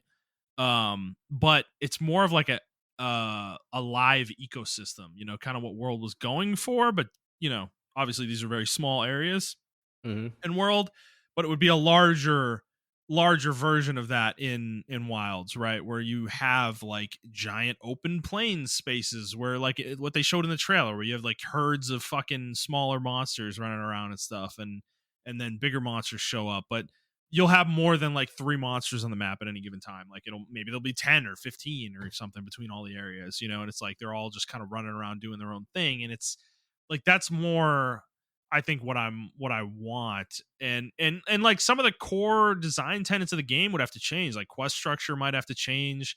The whole time limit thing would probably go away for quests, which at this point I kind of feel like it should, Yeah. frankly. But that those kind of things would change. Maybe the way harvesting would be a little bit different, maybe than it is in the normal game. Like it might be a little bit more robust than it is in has been in World and Rise, rather than just like hitting a button to collect something. Maybe there's a little bit more deeper mechanics there, like a mini game you have to do to mine or something like that. Things like I that. I don't want that. I'm sorry. You don't want that? No. No, I Okay. don't want none of that. Okay. Sure, but they might go for that though. Yeah, I they don't know. might. But I don't. After playing Final Fantasy, I don't want that shit. You don't need that. Yeah. Yeah. I'm probably with you ultimately.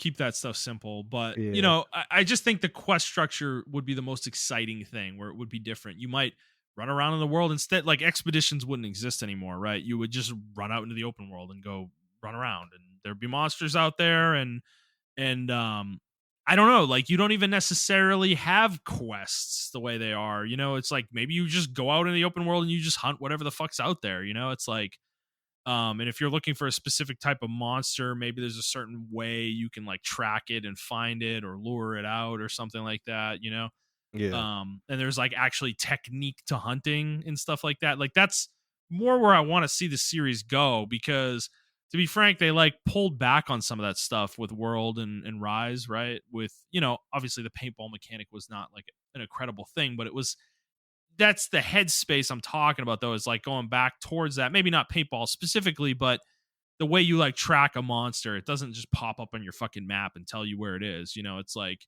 you Well, actually I need feel to like they track were it. trying to do that in World, which is Yeah, interesting. I feel like they it were. just was very automated.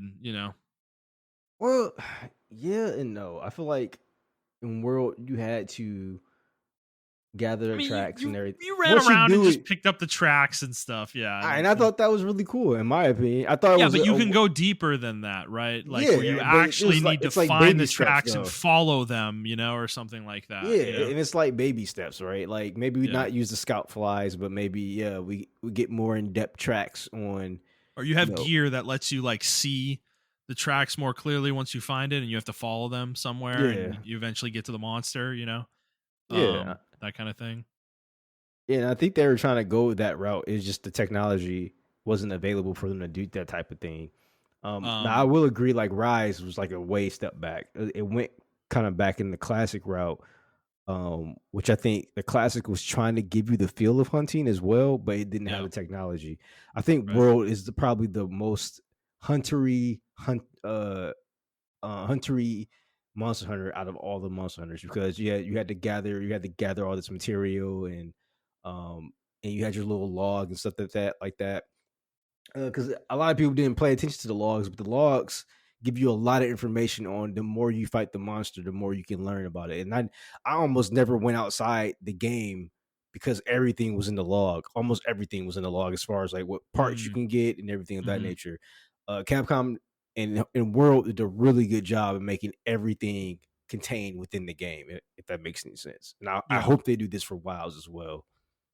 yeah, yeah. And I think the other things like traversal could be different. The way you traverse the world would certainly, I would think, would change in a full open world. Like maybe you'll have I don't know, not necessarily like a glider or something though like that, a glider or some kind of vehicle or something, or mounts you could ride, stuff like that, Yeah, that we get you around the world a little bit more quickly.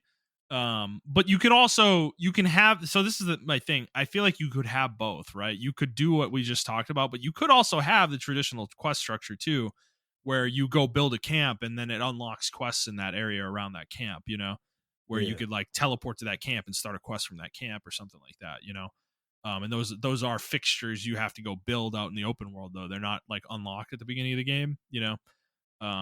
You'd have to go find materials and like build it up or something like that, or even like have things that are like an explorable area where like there's like a, I don't know, like a layer or something, and you can find monster parts in there, and you might even run into the monster or something like that and you have to fight it or something. Or you can have dynamic events too, where like, you know, you're running around and there's like a guy, like a trader's wagon is broken or something like that, and there's like a monster nearby that's like chasing him or something like that, and you have to like protect him from the monster or something. It's like you could do more interesting things than what Monster Hunter has done with quests. Like the quests in Monster Hunter are born like so stupidly basic. It's like go hunt monster. It's like you could change the objectives up a little bit with an open world, I feel like, and make them a little bit more interesting, I guess, or dynamic, even where, quest objectives might change, in the middle of a quest or something like that. So I think the key thing though is that I love the direction they went with World, where they were trying to make an ecosystem. And I think that's got to be the key thing with whatever they do, if they were going into an open world, is really going down, like really doubling down on that idea, and making the world feel alive. But yeah, I know I don't need collectibles in Monster Hunter. Like I don't need like a bunch of like totems that I have to go find throughout the open world. I don't need that shit, man. Please don't go down that route, Capcom. If you're gonna do that, make it your own thing. Like make an open world fit for Monster Hunter. Not the opposite. Don't make Monster Hunter fit in an open world. Um, that's more my thought process with it. So it's like people are like freaking out about it. There's a lot of people who are like angry, like, oh, I don't want Monster Hunter to change. It's like, bro, like, oh, we need Monster Hunter to change. Like, it's is like Rise was like, like you said, it was like we took like two steps forward with World, and then we took a step back with Rise, and it's like I don't want to keep playing that dance. Like, we need to make a leap, forward with this franchise, because Monster Hunter is fucking awesome, but it definitely needs to innovate within itself. It can't yeah, be like Pokemon where it's like the same shit forever and ever. yeah. I feel like I don't know. People complain about old gamers, but we're technically we're old gamers, and like we want Yeah. innovation in games. But I feel like a lot of the younger generation, they just want the same shit. Like, I don't know. Maybe that's just Yeah. me. I don't know. Yeah. Yeah. I don't know. I mean, Pokemon continues to sell despite the Yeah, fact that it's despite the getting fact that worse over time. it's the same fucking shit. Yeah, and it's like a worse game too, you Yeah. know, as they continue going forward. It's like, I don't know, whatever. So I don't know. Monster Hunter going fully open world, like that sounds really appealing to me. That's what I was hoping for when they showed that trailer. So we'll see if that ends up being true. But I mean, the game is supposed to be coming out next year, though. Man, like we could have this game a year from this moment. You know, like do you think that's realistic, or you think it's going to be like later in the year next year? I think it's realistic to see we're probably gonna have it by the end of the year, in my opinion. I This think year? they, I, They yeah. said 2025. Oh, they said 2025. Okay. Yeah, on that I last trailer. Yeah, I think it was okay. I 2025. think it's gonna But be first quarter. yeah, Definitely I mean, 2025. dude, World came out in April. I remember in what was it, 2018? When did World come out? Was it 2018? I think it was. 2017, Um, I want to say, but it may be 2018. It may be 2018. I but don't know. yeah, it was in April though. I remember, so it'd be the same kind of window right around now next year. So I don't know. That's exciting. As Yeah, much as we 2018. both, Yep. said we won't go in for G rank until G rank. I don't know, man. If they make it open world, all the way open world, I mean, I'll probably check it out. Yeah, I mean, It'll be hard to resist. I it's think our not. problem was Rise specifically. We should have Yeah. waited for G rank, you know? Well, Rise just wasn't. It was okay. Rise was a unique experience because even with I didn't feel this when I played World. Rise, I played it and I just didn't want to finish it because the game wasn't finished. It felt unfinished. World felt finished even when it didn't have G rank. Right. Uh, Rise wasn't finished at all, in my opinion. And you can blame COVID. I don't care what y'all excuses to give. Second off, it released on the Switch, which severely hindered the game, in my opinion. And I just didn't want to go back. Yeah. And then when we played it on PC, it was a ton better. It was like a shit. It was like, whoa, this game's actually really good. Um, but then yeah, we just played too much of it, and I didn't like the end game of Rise. Like Rise was just really weird the way they did their end game and shit. And yeah, like G Rank was like really crazy. Um, No, so yeah, I think for sure. you're right. It is Rise, but Rise had a lot of issues where it soured me from like I just never went this long without playing Monster Hunter. Like I didn't even I haven't touched Rise at all because I just don't feel like playing it. Like I don't know. It's just not a good game to me. And not a good Monster Hunter to me. It's almost like Monster Hunter 3U territory for me personally. Wow. Um Which I sucks actually because it's like got a lot of really cool gameplay mechanics, exactly. you It does know? have a But really cool game, but the game is just shit to me. Like it's the combat is good, but everything else is just not good. And I know that's a hot topic. I know people who are sucking Rise of Dick left and right, and I'm just like, I don't see it, y'all. I'm sorry. Like, Iceborne was so much better. yeah, it was 1,000 times better. They Oh they my did some god. very unique shit with Iceborne. Even Yeah. even though the clutch claw shit was ass, like that was ass. Like we all can agree that Yeah. was probably one of the worst mechanics they've ever introduced. Besides, you know what? I'm sorry. The little fucking wisp system they had in Rise topped that shit for me. For me personally, I hate it. Like Really? it's the same shit, but if you don't do if you don't hit in a certain time, the monster explodes and kills you. That's dumb to me. I'm Oh, sorry. you're talking about the anomaly thing. The Oh yeah, anomaly yeah, thing, yeah. yeah, that was worse to me, Yeah. in my opinion. Okay. Absolutely. Yeah, that shit was fucking miserable. I hated that Uh, mechanics. um, Fucking sucks dick. yeah, it was so bad. Like, Uh, you know, the tempered stuff from World is like they should just do that if they're trying to make a hard mode, like where the monsters are just they just hit harder and they have more health or something. Like that's much better than these gimmicky gameplay mechanics that they come up with, you know, with like the anomaly monsters and stuff. Because I feel like Generations Ultimate had something similar to that, and I hated it in that game too. It's just like they don't know how to do end game with Monster Hunter in like a real way. Like that is one of the biggest struggles I think the franchise has is like building a true end game out. Um, yeah, no, I agree. I don't think they. this is what I liked about. I just want them to keep it simple. That's what I like about the older Monster Hunters. Even though, Yeah. uh, you know what? What I liked about the old Monster Hunters was that they kept it simple as far as G rank. They gave us different variations of monsters with different moves. That's all.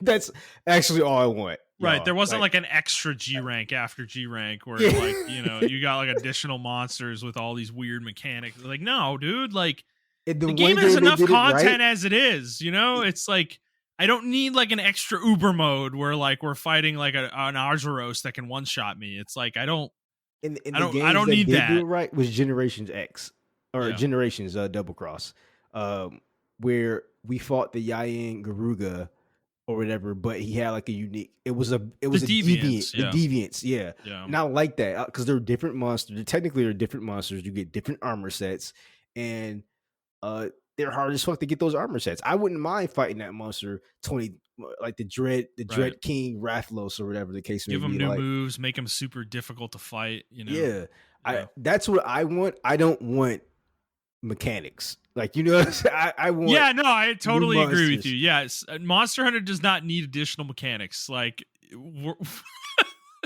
you think And, Capcom would understand that, but they and don't. they don't. And because I think it's the player base. I think the player base is just Like demand some kind of end game because they want the game to be endless, and it's like Monster Hunter doesn't need to be endless. It's a fucking 500-hour game. Like, Jesus all you have to Christ. do is add monsters with or give me different subspecies of monsters with various move sets within their own thing. So they themselves, the monster is the mechanic, not the mechanic is the monster. If that makes any sense. Mhm. Like, I don't need the clutch claw or the wounding mechanic. I don't need that shit. The anomaly thing is so fucking terrible, It's dude. so fucking terrible, Like the bro. Oh my monster fucking literally god. explodes when you're fighting it. I can't believe people try to defend that shit Like in my face, bro. it's the dumbest thing I've ever heard in my life. Like the monster fucking literally has an explosion happen, like a bomb went off, It's and the so fucking monster's stupid. totally fine, and you lose half your HP because fuck you. It's You so you dumb, didn't you didn't Justin. destroy the glowy parts fast enough, you fucking loser. Yeah, it's so fucking Fucking stupid. it's so I can't.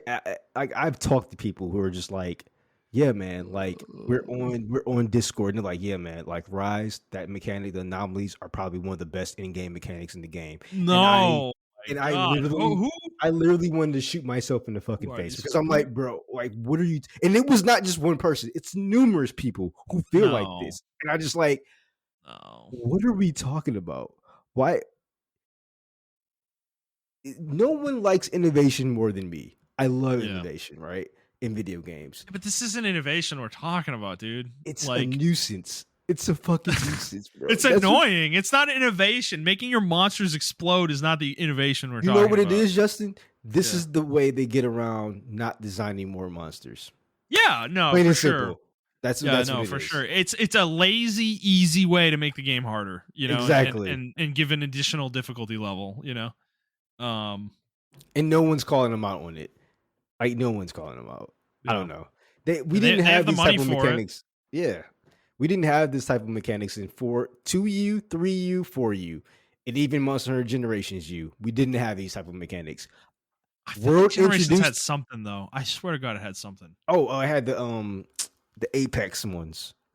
That's right. It was the Apex thing. Yeah, though that sucked in that game too. That shit was horrible. It was horrible because it was the opposite of the anomalies. It was their parts. When they hit you with those parts, they fucking did ton of damage. So if the fucking the Tiger X, if his mouth was glowing and he hit you with his mouth, That's right. That's right. He can damn near one shot you. What a terrible mechanic, dude. Like, oh, I have to especially avoid his mouth right now. Okay. Like, sure.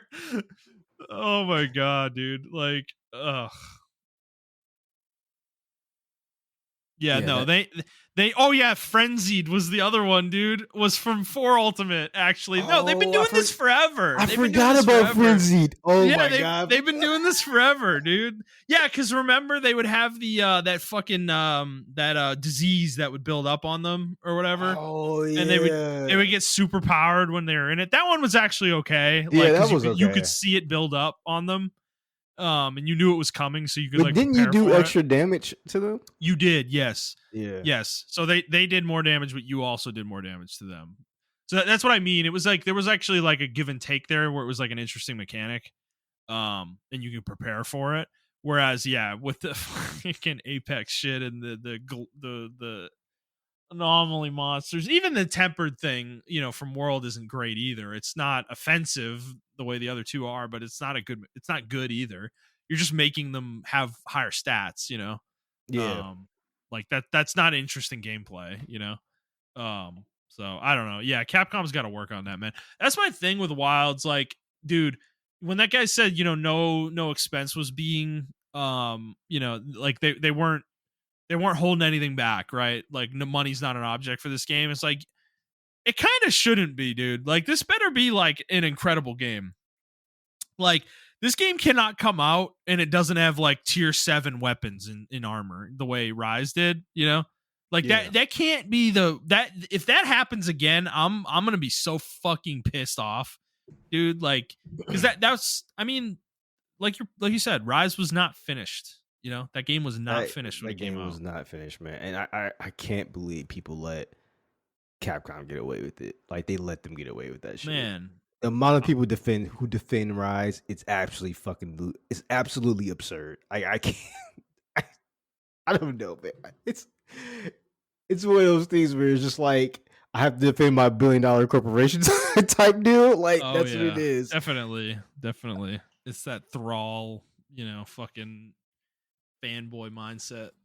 Yeah, like you have to like it or it's gonna die. And I'm like, trust me, Monster Monster Hunter's Hunter not is going not gonna anywhere, die. dude. Yeah, it's not going anywhere. It's It's a not going staple. anywhere, guys. It is literally the highest selling We franchise that Capcom owns for them. So Yeah, yeah. we can start criticizing the series, y'all. It's not, yeah, like you said, it's not gonna die Yeah, now. it's okay. It's not 2004, Yeah, where we might not get another one. It's okay.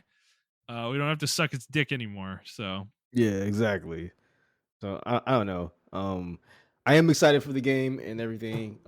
I hope it's almost like a Zelda situation. I always refer to the Zelda team, because despite me not liking Breath of the Wild that much, I think they made significant improvements on Tears of the Kingdom. yeah, And in my opinion, they only made those improvements because they played the game themselves and was like not sniffing their own farts and were like, oh my god, yeah, this game definitely needs some improvements. And hopefully the Capcom team or the Monster Hunter team takes the same approach. They don't sniff their own farts and be like, all right, how can we actually improve this game? What elements of Rise that we can take? Because Rise had a lot of good elements. I think I love the combat. I love the unique moves you get. I actually like the arcadiness of the combat, but yeah. it still feel weighty at the same time. Right. Um, They hit a really nice balance, yeah. I think, with it. And then I like, obviously the world building, the atmosphere of world and the monsters and everything of that nature. The Iceborne, I love the G ranked and everything. So if they can take the best parts of world and the best parts of Rise. I also like Rise's unique, um, well, at least for the male characters, uh, armor designs compared to World. World was very bland. Yeah. Um, I do like Rise's armor designs more than World a lot. It's the male side. The female blades or armor fucking sucked, man. I'm sorry. Like it was so bad. I had to switch my character back. It was so Yeah. bad. But yeah, I don't know. That's my opinion though. All right. Fair enough, Montreal. Let's move on. We're done with news.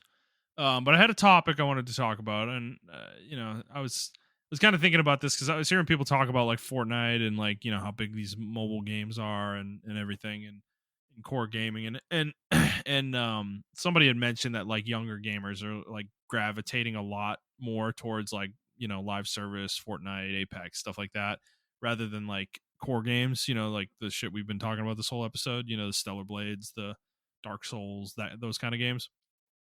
And so I did find some stuff to I was trying to find some articles while we've been talking to like support what I was saying here, because I do like to have some data. So younger gamers right now, smartphones have become the predominant entry point for them. And this is from early this year, 26th of January, from Majid Games Team. This is a survey they did, but they said 37% of um, kids 10 to 12 and 36% of them 13 to 15, the first device they use to play games is a smartphone. It used to be Nintendo, was the entry point, and now it's been completely supplanted by smartphones, which is now only 16% and 13% respectively for those two age groups that I just mentioned.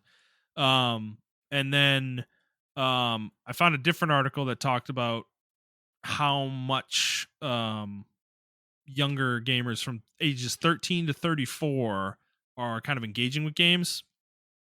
And so this was from October 2023. So you use that as your date stamp. So in the past 6 months from then, 85% of 13 to 34 gamers. This was a survey, by the way. So this is kind of the same kind of polling method they use in like election polling and stuff like that. So you're kind of extrapolating data from a subset of people, right? 85% of these people, though, have spent money in the game sector by purchasing a game, expansion, season pass, battle pass, microtransactions, or gaming subscription service. And then among these people, spending was diversified. More than a third, 39%, spent on three or more of the monetization touch points they touched on here, which was rising to 60% who have spent across at least two monetization touch points. Which so yeah, 85%, 60% made at least two game related purchases, 39% made at least three game related purchases. And then this is further broken down. So these are the touch points they're talking about. So these are percentages of this group who spent money on these touch points, playing 7 hours a week on average across devices. So 46% purchased a digital copy of a game. 44% played a game through a subscription service, which is a lot higher than I would think. 35% purchased microtransactions or made in-game purchases. 29% purchased a video game expansion or season pass. 26% purchased a battle pass. 25% purchased a physical copy of a video game. That is one of the lowest percentages here. 17% paid a subscription to play a live service game. So with these numbers, I kind of wanted to like talk about our generation, right? We're millennials, and then Gen X before us. We're kind of the ones who really started with gaming. Like when gaming was young, we were the ones who were playing it the most and kind of built the industry up in the 80s and 90s, right? And into the early aughts. So then we have Gen Z and Gen Alpha, which are coming after us, obviously. And with them, they've grown up much more in this microtransaction world, Fortnite, mobile games, all this stuff. That's more the norm for them. And I just want to posit the idea that as we get older, we're like our generation and Gen X are like the ones that are kind of following core gaming as we age. And I just wonder how much younger gamers are kind of getting into this space rather than being on the periphery of the like Fortnites of the world and the live service games, and then the mobile space. Is this something you're concerned about or have really thought about at all? Yeah, I actually have thought about it. As far as like, I didn't think about how getting into games. Actually, I thought about Yeah. it was more so the microtransactions part. How kids are just okay with it, Yeah. and that's because it was one tweet I saw where people were really upset about some $40 battle pass or skin or something that just recently came out. I don't know if it was for Tekken or something like that, right? Yeah. And uh a lot of people were either buying it or defending it or whatever the case may be. And then I remember in 2008 when Oblivion dropped a $2.99 skin for a horse, and how much we freaked out over that. And we were like, "Oh my god, this is crazy!" Horse They should, armor, man. yeah, the Yeah. horse armor, and um, it's like we tried to prevent it, and we sounded the alarm then, but people forgot about that because a lot of the kids, some of them weren't even born, or they were babies when that was going on. They didn't know, they weren't playing games like that to understand what was going on, and now Yeah. all of our complaining that we did and we tried to prevent it then, like kids didn't go through uh the used game era, right? Where you had to buy a token or something like that, $10 token to play online because you bought the Mhm. game used. The war on used games and stuff like that. Yeah. And because there's not like a really detailed history of this shit anywhere. Which is weird. So that being said, when we were talking about earlier today, it made sense to me. I think a lot of Gen Z players are still playing consoles or whatever. Um, Yeah. they were like the first, but there are the first ones to experience that you got any games in your phone type situation. They were the those type of people, Mm. and then Gen Alpha, obviously, they're just born into mobile markets and everything. I mean, um, a lot of the everybody does it. They're like, their kids like, hey, can I play on the iPad or whatever? Or like, hey, where's your iPad? Go play on your iPad or something like that, right? Mm. Mhm. Um, and like, it's like even not even a shade thing. It's just that's the iPad, the iPhone is the new Game Boy. Like I'm pretty Yeah. sure if we had that technology back then, we would be playing it. So it's Definitely. like, should I be upset about that, or should I be like, that's just the way times are? Now, what I don't like about that is because they don't have, like, they do have games on there, but you have to go out your way to find those $4, $5 games that are actual video games that don't inundate you with Right. And most parents microtransactions. aren't gonna. They don't care. Exactly. Whatever distracts their kid is fine. Right. Yeah, so either they don't care or they're gonna like just play Fortnite. It's a free to play game or whatever the case may be. I don't have to really buy nothing or anything like that. Whereas with us, like if you got Mega Man or your Game Boy, it was like $30, $20 to $30 to get Mega Man or your Game Boy, Super Mario Brothers or something of that nature, Pokemon or something like that. Um, and those kind of shaped who we were or whatever. Mm. Yeah. Um, but I do feel like in the near future, unfortunately, Sony, Nintendo, and Microsoft may just be third party tiers at this point. They're trying to get gaming to stream, Yeah. and that's a main platform they're trying to do to where you just buy apps and you just play. You may just play on that app market or whatever the case may be. And as much as we talk about it, you talk shit about it, PC may be the new main console. Like that may Yeah. be the Right. Or there there'll be may like be generic like streaming boxes or something in the future. yeah, Yeah. yeah, Yeah. exactly. And that may be the future. And I think once that happens, gaming will the game that we know will die, unfortunately. But I predict by the time I'm like 50 or something, all I'm gonna be doing is playing retro games at that point. I'm not gonna be touching. You're not gonna be in this anymore. So we have a time limit on Montreal on the show here. Well, I'm gonna be playing, Um. like, when I say retro games, I'm talking about games like that came out Yeah. today. No, I know. No, no, no. I Yeah. know. I know So what you mean. Yeah, yeah, yeah. yeah, so it's like But I don't think I'm gonna be interested in the newer games unless something like say as of right now, I don't see the space innovating. I don't see them feels trying. stagnant. And I mean Yeah. the sales data backs all this up, honestly. Like everything we're just talking about right now. Like, I mean, we've been covering MPD and then into Circana, on the show the entire time we've been doing this show. And sales have hold on, I gotta sneeze. Okay, sorry. Um, but Yeah, we've been tracking that, the entire life of this show. And what has been the trend? Like, obviously, we had the giant COVID boom, but, since then, otherwise, I mean, the industry's kind of largely been stagnant the last few years. And console sales are kind of in the same boat, as much as Sony, like the PS5 is selling better than anything, it's selling better than PS4.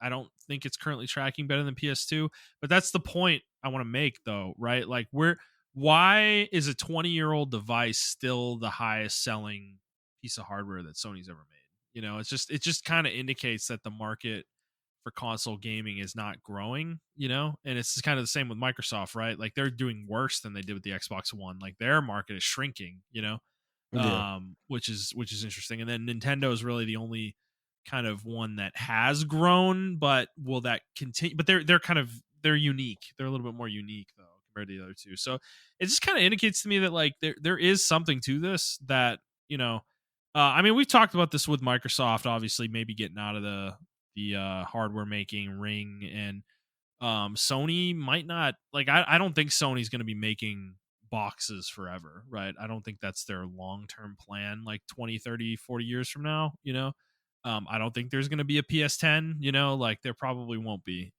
PS6 and maybe PS7. Like, we're probably approaching like the sunset of this stuff in the next 20 years or so, but maybe not. Maybe they will always exist. I don't know. Like, I kind of hope they do. Personally, I enjoy the console experience. I as much as I love PC, I don't want to play all my games on a PC though. So, and I largely don't actually, but so I don't know. To me though, it's that introduction statistic is really stark, right? Nearly 40% of kids, like, the first device they ever touch a game on is a tablet or a mobile device. It's like, and that influences them going forward, I would think. Because all of us, like, we played games on, like, me, you, anybody our age, like, if you played games when you were a kid, it had to have been on a console, like a Nintendo or Sega or Genesis or something like that, or PlayStation. Like, there was no other place you were going to get introduced to it other than maybe an arcade, right? But that arcade thing wasn't taking away from the console market, right? That would actually maybe get you into the console market, actually, yeah, which is the opposite here, where smartphones do take away from the console market. If you become a gamer on mobile, and that's where you play, there's probably a very low likelihood you're going to make that jump to consoles. There's no reason to. If you can just play Fortnite on your phone, like, who cares? yeah, If that's all you've ever known. So I don't know. To me, it is kind of an interesting conversation because we love this industry, and I mean, this whole podcast is predicated on the core gamer aspect of gaming. But it's like, is it just going to follow us as we age? Like, are we the market, and that's it? Like, it doesn't grow that much. Like, maybe our kids will be in it, but it's like that's not a huge amount of people over time. It's not the growth that companies like Sony's really looking for anymore. Being stagnant like this isn't necessarily the answer. Like, they have to get into different demographics of people. So I don't know. It's just an interesting thing to think about because I hadn't really thought about it, but until I'd like heard this conversation. But it's like, yeah, like, there is a group of gamers that are the core gamers, and they're kind of in this, like, 30 to 50 demographic probably at this point, like, it's turned in terms of an age group. And like, we're in there, and obviously there are gamers under that age, under 30, that do play on consoles and stuff like that, but percentage wise, it's not nearly as high as it used to be. In the 90s, the vast majority of people playing consoles were probably under 20. yeah. um I think it's a combination of things. We did have a little bit more time back in the day. Like, the economy wasn't too bad. Right. Um, Well, there was no internet to keep us distracted either. yeah, exactly. And there weren't any phones or anything like that. I think it's the same thing with, like, that's unfortunately that's happening with arcades. Is going to happen with consoles. Consoles got introduced, arcades died, and then they just eventually just died out. Um, and now consoles are on the way out because smartphones are going to replace them.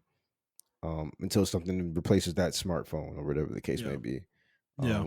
But yeah, I think it's just unfortunate. part of technology evolution. Like that's what it's going to be going forward.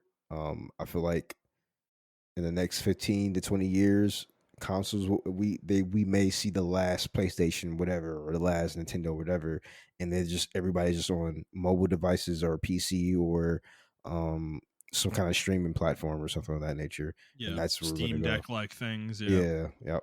right. So Um, it's gonna suck, but like it's not gonna suck for them because that demographic has already been tailored for that type of content. You know. yeah, no, for sure. Yeah, I don't know. I don't have much more to say on it. It's just something I wanted to kind of see what you thought about it.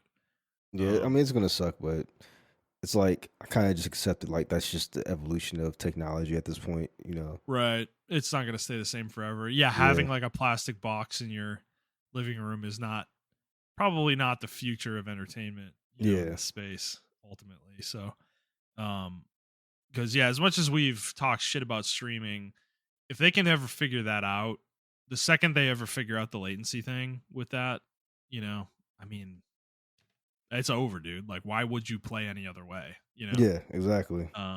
So I think the main thing there is the investment in like data centers, near major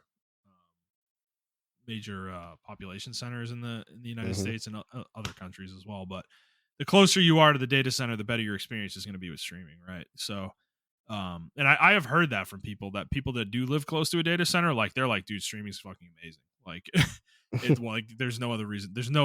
I don't play any other way at this point. I've definitely heard that from some people that are in those situations. It's just not there for everybody right now. So if they ever figure out a way to get it there for everybody, like, that would be the end of it to me. Like it would take years probably for that transition to happen, but it's like that at that point there really is no reason for you to have a box at that point. So yeah. All right. Anything else you want to say on that, Montreal? Nope. That's it. All right. Well, that's all we had today, sir. Um, I guess we can just get the fuck out of here for today. All right, everybody. If you like this episode, please like the show, review the show, subscribe to the show on whatever feed you're listening to it on, and please share it with your friends. If you'd like to interact with us on Twitter, you can do so at I Trap for the Hokage for Montrell. That is the number 4, not the word. I'm at Thundernut01, and the show is at The Player's Take. If you'd like to send us a question, you can do so on Twitter, or you can send us an email to theplayerstake01@gmail.com. That'll be it for us, guys. We hope you enjoyed this episode. See you next week.